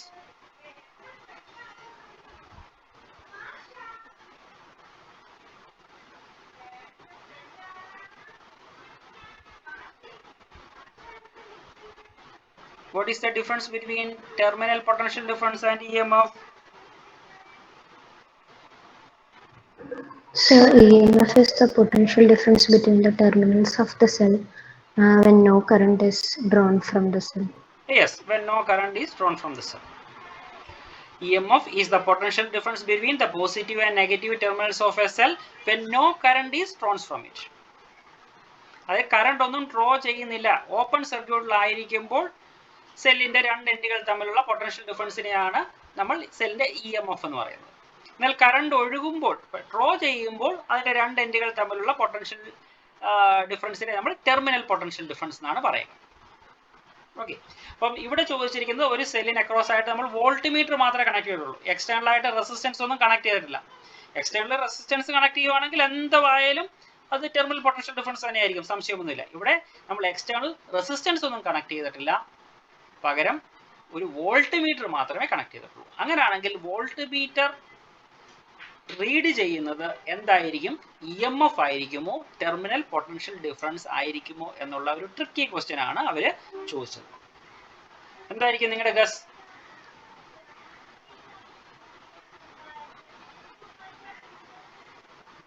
EMF.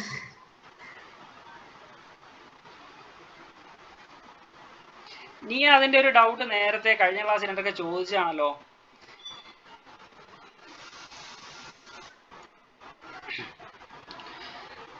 The voltmeter will read the terminal potential difference, not EMF. എന്തുകൊണ്ടാണ് വോൾട്ട്മീറ്ററിന് EMF റീഡ് ചെയ്യാൻ കഴിയാത്തത്? എന്തുകൊണ്ടാണ് എന്ന് ഇവിടെ ഞാൻ എക്സ്പ്ലെയിൻ ചെയ്യുന്നുണ്ട്. The voltmeter cannot be used to measure the EMF of a cell because a voltmeter draws some current from the cell. Voltmeter work ചെയ്യണമെന്നുണ്ടെങ്കിൽ വോൾട്ട്മീറ്ററിനുള്ളിൽ ഒരു കോയിലുണ്ട്, കോയിലൂടെ ചെറിയ രീതിയിൽ കറണ്ട് ഒഴുകിയാൽ മാത്രമേ നമുക്ക് ആ വോൾട്ടേജ് അല്ലെങ്കിൽ പൊട്ടൻഷ്യൽ ഡിഫറൻസ് റീഡ് ചെയ്യാനൊക്കത്തുള്ളൂ.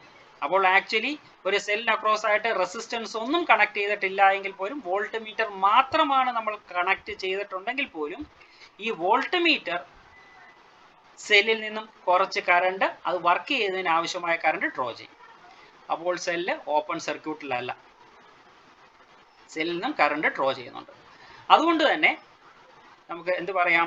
ആ വോൾട്ട്മീറ്റർ റീഡ് ചെയ്യുന്നത് EMF അല്ല, പകരം ടെർമിനൽ പൊട്ടൻഷ്യൽ ഡിഫറൻസ് ആയിരിക്കും നമുക്ക് കിട്ടുക. അപ്പം അതാണ് അതിന്റെ answer. The voltmeter cannot be used to measure the EMF of a cell because a voltmeter draws some current from the cell. To measure a cell's EMF, a potentiometer is used. Since in a potentiometer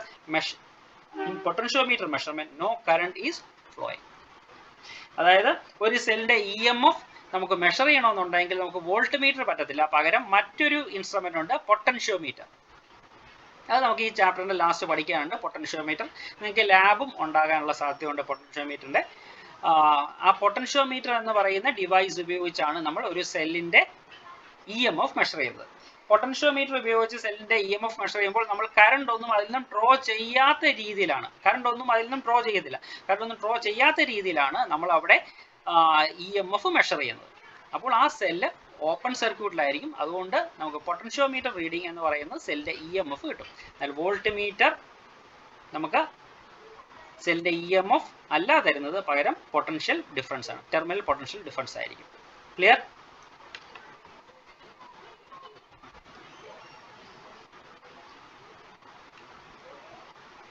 ഈ question എഴുതിയെടുത്തേ.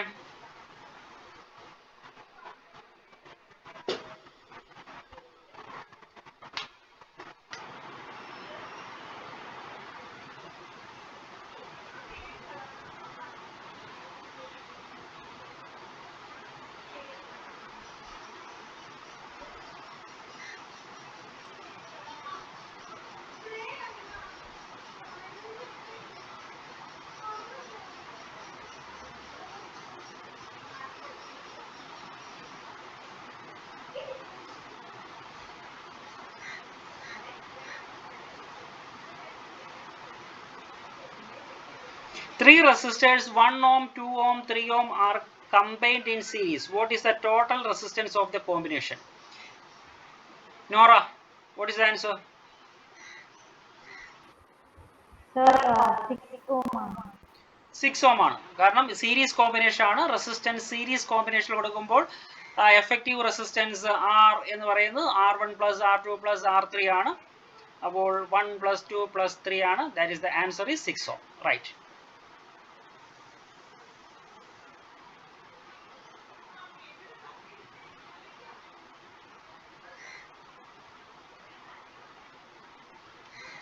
Second part ചോദിച്ചിരിക്കുന്നത്, if the combination is connected to a battery of EMF 12 volts and negligible internal resistance, obtain the potential drop across each resistor. നമുക്ക് വേണമെങ്കിൽ ആ picture ഞാൻ വെറുതെ ഒന്ന് വരയ്ക്കാം. These resistors are connected across a cell.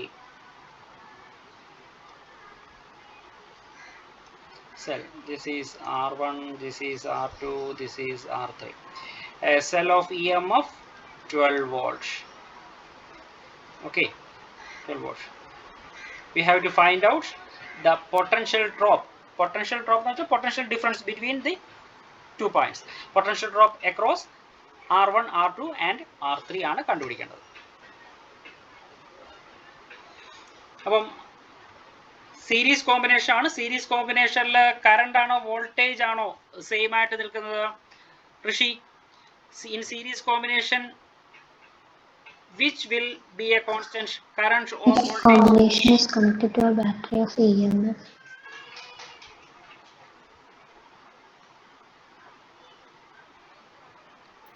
Current. Yes, current remains constant. Series കോമ്പിനേഷനിൽ current ആയിരിക്കും. മറന്നു പോകരുത് കേട്ടോ. സീരീസ് കോമ്പിനേഷനിൽ കറണ്ട് ആയിരിക്കും, പാരലൽ കോമ്പിനേഷനിൽ വോൾട്ടേജ് ആയിരിക്കും കോൺസ്റ്റന്റ് ആയി നിൽക്കുക. അപ്പോൾ ഇവിടെ കറണ്ട് സെയിം കറണ്ട് ആണ് R1ഉം R2ഉം R3യിലൂടെ ഒഴുകുന്നത്. അപ്പം I കറണ്ട്. അപ്പോൾ നമുക്ക് ഇതിന് അക്രോസ് ആയിട്ടുള്ള പൊട്ടൻഷ്യൽ ഡിഫറൻസ് ആണ് കണ്ടുപിടിക്കേണ്ടത്. R1 അക്രോസ് ആയിട്ടുള്ള പൊട്ടൻഷ്യൽ ഡിഫറൻസ് കണ്ടുപിടിക്കണമെന്നുണ്ടെങ്കിൽ നമ്മൾ എന്ത് ചെയ്താൽ മതി? ഓംസ് ലോ അപ്ലൈ ചെയ്താൽ മതി. V = IR ആണ്. അപ്പോൾ R1 അക്രോസ് ആയിട്ടുള്ളതാണ് പൊട്ടൻഷ്യൽ ഡ്രോപ്പ് ആണ് കണ്ടുപിടിക്കണമെന്നുണ്ടെങ്കിൽ അതിൻ്റെ resistance, that is R1 into അതിലൂടെ ഒഴുകുന്ന കറണ്ട്. R1 ഇൻറ്റു അതിലൂടെ ഒഴുകുന്ന കറണ്ട് I. ഇവിടെ I തന്നിട്ടില്ല. അപ്പോൾ നമ്മൾ ആദ്യം ചെയ്യേണ്ടത് I കണ്ടുപിടിക്കുക എന്നുള്ളതാണ്. കറണ്ട് I നമ്മൾ കണ്ടുപിടിക്കണം. ഓക്കെ, കറണ്ട് I കണ്ടുപിടിക്കാൻ എളുപ്പമല്ലേ? കറണ്ട് I കണ്ടുപിടിക്കാൻ വേണ്ടി ഈസി ആയിട്ട് കണ്ടുപിടിക്കാമല്ലോ.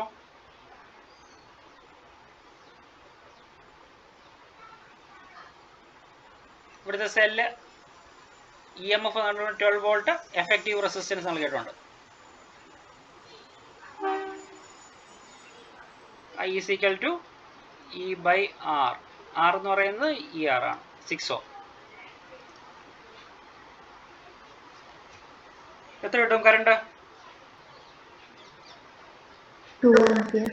Yes, 2 ampere. Current is 2 ampere. Okay, അപ്പോൾ കറണ്ട് കിട്ടിക്കഴിഞ്ഞാൽ V1ഉം V2ഉം V3 VC ആയിട്ട് നമുക്ക് കണ്ടുപിടിക്കാം. എത്ര കിട്ടും? V1, V2, V3 നോക്കിക്കേ.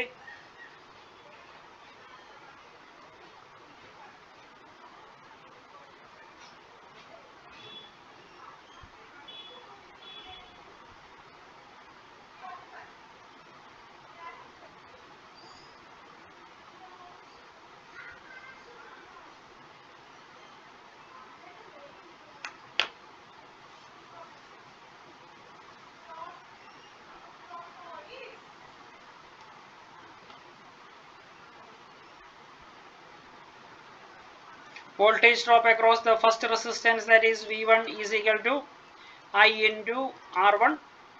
Voltage drop across second resistance is V2 is equal to I into R2. ഏത് റെസിസ്റ്റൻസിന് അക്രോസ് ആയിട്ടുള്ള വോൾട്ടേജ് ഡ്രോപ്പ് കണ്ടുപിടിക്കാനും അതിൻ്റെ റെസിസ്റ്റൻസ് ഇൻറ്റു അതിലൂടെ ഒഴുകുന്ന കറണ്ട്, അത്രയും മാത്രം ചെയ്താൽ മതി. അതിൻ്റെ റെസിസ്റ്റൻസ് ഇൻറ്റു അതിലൂടെ ഒഴുകുന്ന കറണ്ട്.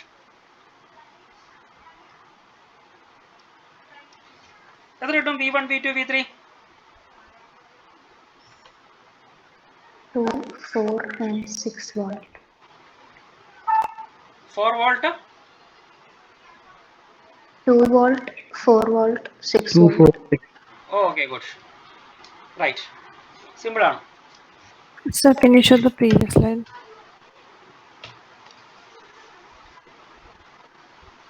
Okay, sir.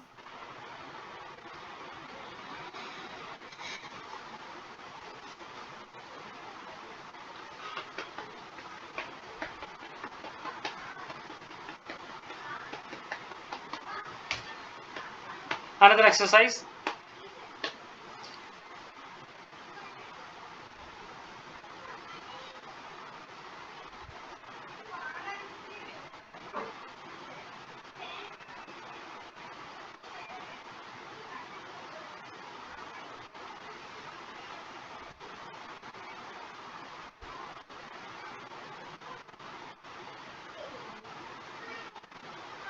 സ്കൂളിൽ ഈ ചാപ്റ്റർ ഒക്കെ കഴിഞ്ഞോ? Yes, sir. Yes, sir. Sean എവിടെ വരെ ഷോണിന്റെ സ്കൂളിൽ എവിടെ വരായി? Magnetism തുടങ്ങും. ഏതാ? Magnetism തുടങ്ങും. ഓ, മാഗ്നറ്റിസം ആയോ? അവരിപ്പോ തീർക്കുമല്ലോ. Yes. രോഹിത്,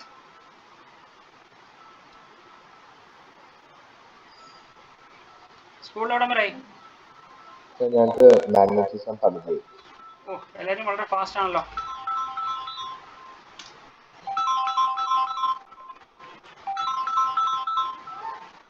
ഹലോ, പരസ്യം.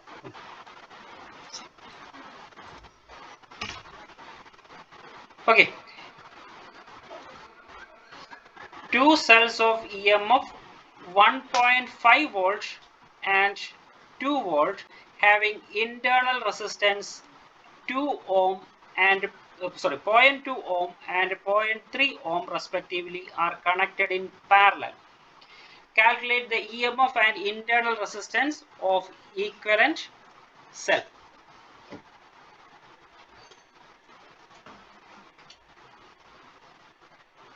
നമ്മളിപ്പോൾ പഠിച്ച തിയറിയുടെ ഡയറക്റ്റ് ക്വസ്റ്റ്യൻ ആണ്. 2 cells of EMF 1.5 volt and 2 volt having internal resistance 0.2 ohm and 0.3 ohm respectively are connected in parallel. അപ്പോൾ പാരലൽ കണക്ഷൻ്റെ ക്വസ്റ്റ്യൻ ആണ്. രണ്ട് സെൽസ് ആ രണ്ടും പാരലായിട്ട് കണക്ട് ചെയ്തിരിക്കുന്നു. Okay, this is 1.5 volt, this is 2 volt. Internal resistance നൽകിയിട്ടുണ്ട്, that is 0.2 ohm and this is 0.3 ohm. Calculate the EMF and internal resistance. Calculate the effective value of EMF, and the effective value of internal resistance. കണ്ടുപിടിക്കണം.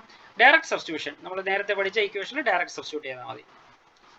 Equations നിങ്ങൾ നോട്ടിൽ എഴുതിയിട്ടുണ്ടോ എന്ന് തോന്നുന്നു.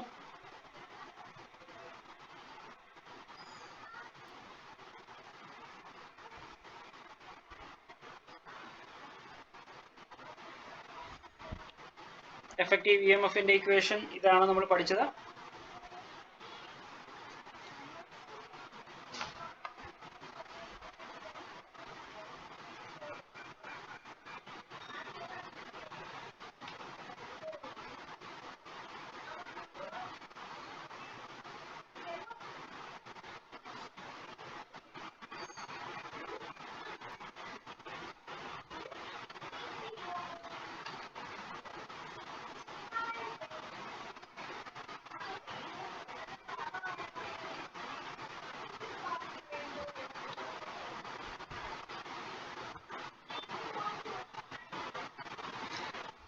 Direct substitution ആണ്. Answer എഴുതിക്കോ, പിന്നീട് multiply ചെയ്താൽ മതി. 1.7 volt, 1.7 volt.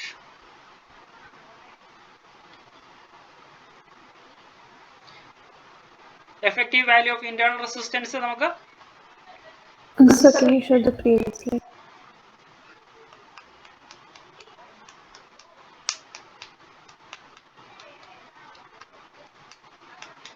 .7 volt കിട്ടും.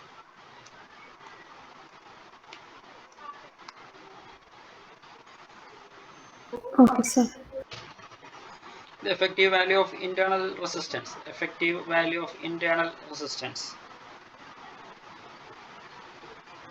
0.12 ohm കിട്ടും. 0.12 ohm.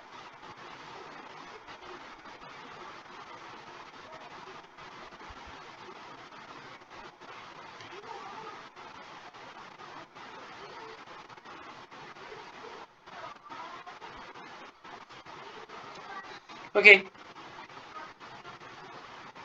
അപ്പോൾ ഇന്റേണൽ റെസിസ്റ്റൻസിനെ കുറിച്ച് അത്രയൊക്കെ നോക്കിയാൽ മതി.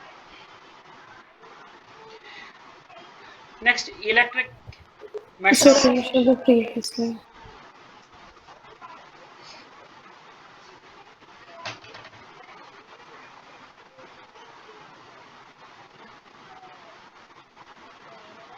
Sir, in the previous slide, I got 1.25 volt.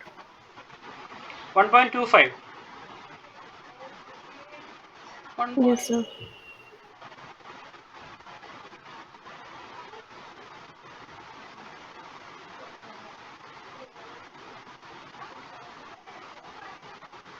വേറെ ആർക്കെങ്കിലും കിട്ടിയായിരുന്നോ ഇത്? എത്ര വോൾട്ട് കിട്ടിയെന്ന് കാൽക്കുലേറ്റ് ചെയ്തായിരുന്നു ആരെങ്കിലും? 1.7 volt. 1.7 ആണ് അല്ലേ? ഓക്കെ, അപ്പം 1.7 റൈറ്റ് ആകും. എന്തെങ്കിലും കാൽക്കുലേറ്റ് ചെയ്തതിലോ മൾട്ടിപ്ലൈ ചെയ്തതിലോ എന്തെങ്കിലും ചെറിയ വ്യത്യാസം വന്നാകാം, പിന്നീട് നോക്കിയാൽ മതി. ഓക്കെ, നമുക്ക് electrical measurements that is Kirchhoff's rules ആണ് നോക്കേണ്ടത്. Kirchhoff's rule. കിർച്ചോഫ്സ് ഒരു ജർമ്മൻ ഫിസിസ്റ്റ് ആണ്. വളരെ കോംപ്ലിക്കേറ്റഡ് സർക്യൂട്ട്സ് നമുക്ക് ഹാൻഡിൽ ചെയ്യണമെന്നുണ്ടെങ്കിൽ കിർച്ചോഫ്സ് റൂൾസ് ഉപയോഗിച്ചാണ് നമ്മൾ ചെയ്യാറുള്ളത്. അതായത് സിമ്പിൾ സർക്യൂട്ട്സ് ആണെങ്കിൽ നമുക്കത് റെസിസ്റ്ററുകൾ സീരീസ് ആണോ അല്ലെങ്കിൽ പാരലൽ ആണോ എന്ന് നോക്കിയിട്ട്, സീരീസ് ആണെങ്കിൽ R1 + R2 + R3 എന്ന് പറഞ്ഞ ഇക്വേഷനും, പാരലൽ ആണെങ്കിൽ 1/R1 + 1/R2 + 1/R3 എന്ന് പറയുന്ന ഇക്വേഷൻ ഉപയോഗിച്ച് നമുക്ക് സിംപ്ലിഫൈ ചെയ്യാം. എന്നാൽ വളരെ കോംപ്ലിക്കേറ്റഡ് ആയിട്ടുള്ള സർക്യൂട്ട്സ് ആണെന്നുണ്ടെങ്കിൽ നമുക്ക് സീരീസ് അല്ലെങ്കിൽ പാരലൽ കോമ്പിനേഷൻ്റെ ഇക്വേഷൻസ് ഉപയോഗിച്ച് നമുക്ക് സോൾവ് ചെയ്യാനൊക്കത്തില്ല. അപ്പം അത്തരം കോംപ്ലിക്കേറ്റഡ് സർക്യൂട്ട് സിമ്പിളായിട്ട് സോൾവ് ചെയ്യാൻ വേണ്ടിയാണ് കിർച്ചോഫ്സ് 2 റൂൾ കൊണ്ടുവന്നത്. ആ റൂൾസ് എന്തൊക്കെയാണെന്നാണ് നമുക്ക് നോക്കേണ്ടത്. നമുക്ക് ആദ്യം ഫസ്റ്റ് റൂൾ നോക്കാം. കിർച്ചോഫ്സ് ഫസ്റ്റ് റൂൾ, അതിനെ ജംഗ്ഷൻ റൂൾ അല്ലെങ്കിൽ പോയിന്റ് റൂൾ എന്നും പറയാറുണ്ട്. Junction rule or point rule. വളരെ സിമ്പിളാണ് junction rule. Kirchhoff's first rule States that the algebraic sum of the current meeting at any junction in a closed circuit is 0. The algebraic sum of the currents meeting at any junction in a closed circuit is 0. That is, the total current entering the junction is equal to total current leaving the junction.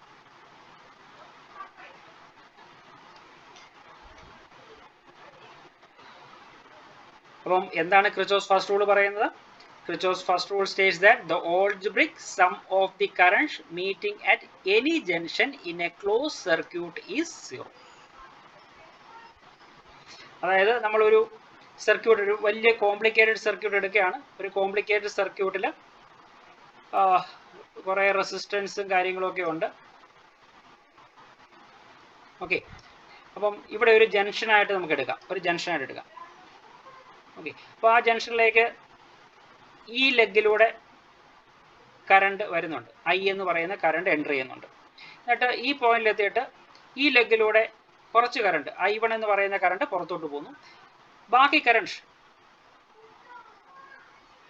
I - I1 എന്നായിരിക്കും ബാക്കിയുള്ളത് അല്ലേ? അത് ഈ ലെഗിലൂടെ പോകുന്നു. അല്ലെങ്കിൽ ഇതിനെ നമുക്ക് I2 എന്ന് എടുക്കാം. സിമ്പിളായിട്ട് I2 എന്ന് എടുക്കാം. I2. അപ്പോൾ I എന്ന് പറയുന്ന കറണ്ട് ഈ ജംഗ്ഷനിലോട്ട്, A എന്ന് പറയുന്ന ജംഗ്ഷനിൽ എത്തിച്ചേരുന്നു. അവിടെ നിന്നും I1 കറണ്ട് പുറത്തോട്ട് പോകുന്നു, I2 കറണ്ട് പുറത്തോട്ട് പോകുന്നു. അപ്പോൾ കിർച്ചോഫ്സ് എന്താണ് പറഞ്ഞത്? Algebraic sum of the current meeting at any junction in a closed circuit is 0. That is, the total current entering the junction is equal to total current leaving the junction. അപ്പോൾ ഈ ജംഗ്ഷനിൽ enter ചെയ്യുന്ന current എത്രയാണ്? Enter ചെയ്യുന്ന current I ആണ്. That is equal to what? That is equal to total current leaving the junction. How much current is leaving the junction? That is I1 and I2. That is the total current leaving the junction is I1 plus I2. അപ്പോൾ നമുക്ക് ഇങ്ങനെ എഴുതാം, I is equal to I1 plus I2 എന്ന് എഴുതാം. സിമ്പിളാണ്. ഇതാണ് Kirchhoff's first rule. അതിനെ junction rule അല്ലെങ്കിൽ പോയിന്റ് റൂൾ എന്ന് പറയും. The current entering the junction is taken as positive and the current leaving the junction is taken as negative. The current entering the junction ഇവിടെ I ആണ്. It is taken as positive and the current leaving the junction. ഇവിടെ leave ചെയ്യുന്ന current ഏതൊക്കെയാണ്? I1 ഉം I2 ആണ്. അപ്പോൾ -I1 -I2 that is equal to 0. ഇതാണ് അദ്ദേഹത്തിന്റെ statement. States that the algebraic sum of the current meeting at any junction in a closed circuit is 0. That is equal to 0. അപ്പോൾ അത് തന്നെയാണ് ഇവിടെ എഴുതി വെച്ചേക്കുന്നത്. ഓക്കെ, ഇനി this rule is based on conservation of charges. This rule is based on conservation of charges. അതായത് ഒരു സർക്യൂട്ടിലൂടെ ഒരു ജംഗ്ഷനിൽ എത്തിച്ചേരുന്ന എത്ര ചാർജ് ഉണ്ടോ അത്രയും ചാർജ് ആ ജംഗ്ഷനിൽ നിന്നും ലീവ് ചെയ്യുകയും ചെയ്യും. അതുകൊണ്ടാണ് this rule is based on conservation of charges എന്ന് പറയുന്നത്. അതിൻ്റെ ഒരു ഇല്ലസ്ട്രേഷനും കൂടെ പറയുകയാണെങ്കിൽ നിങ്ങൾക്ക് കുറച്ചുകൂടെ ക്ലിയർ ആവും. Suppose the current flowing along 3 paths meet at O. This is O. The current flowing along 3 paths. ഏതൊക്കെയാണ്? I1 എന്ന് പറയുന്ന ഈ കറണ്ട് ഇവിടെ എൻറ്റർ ചെയ്യുന്നുണ്ട്.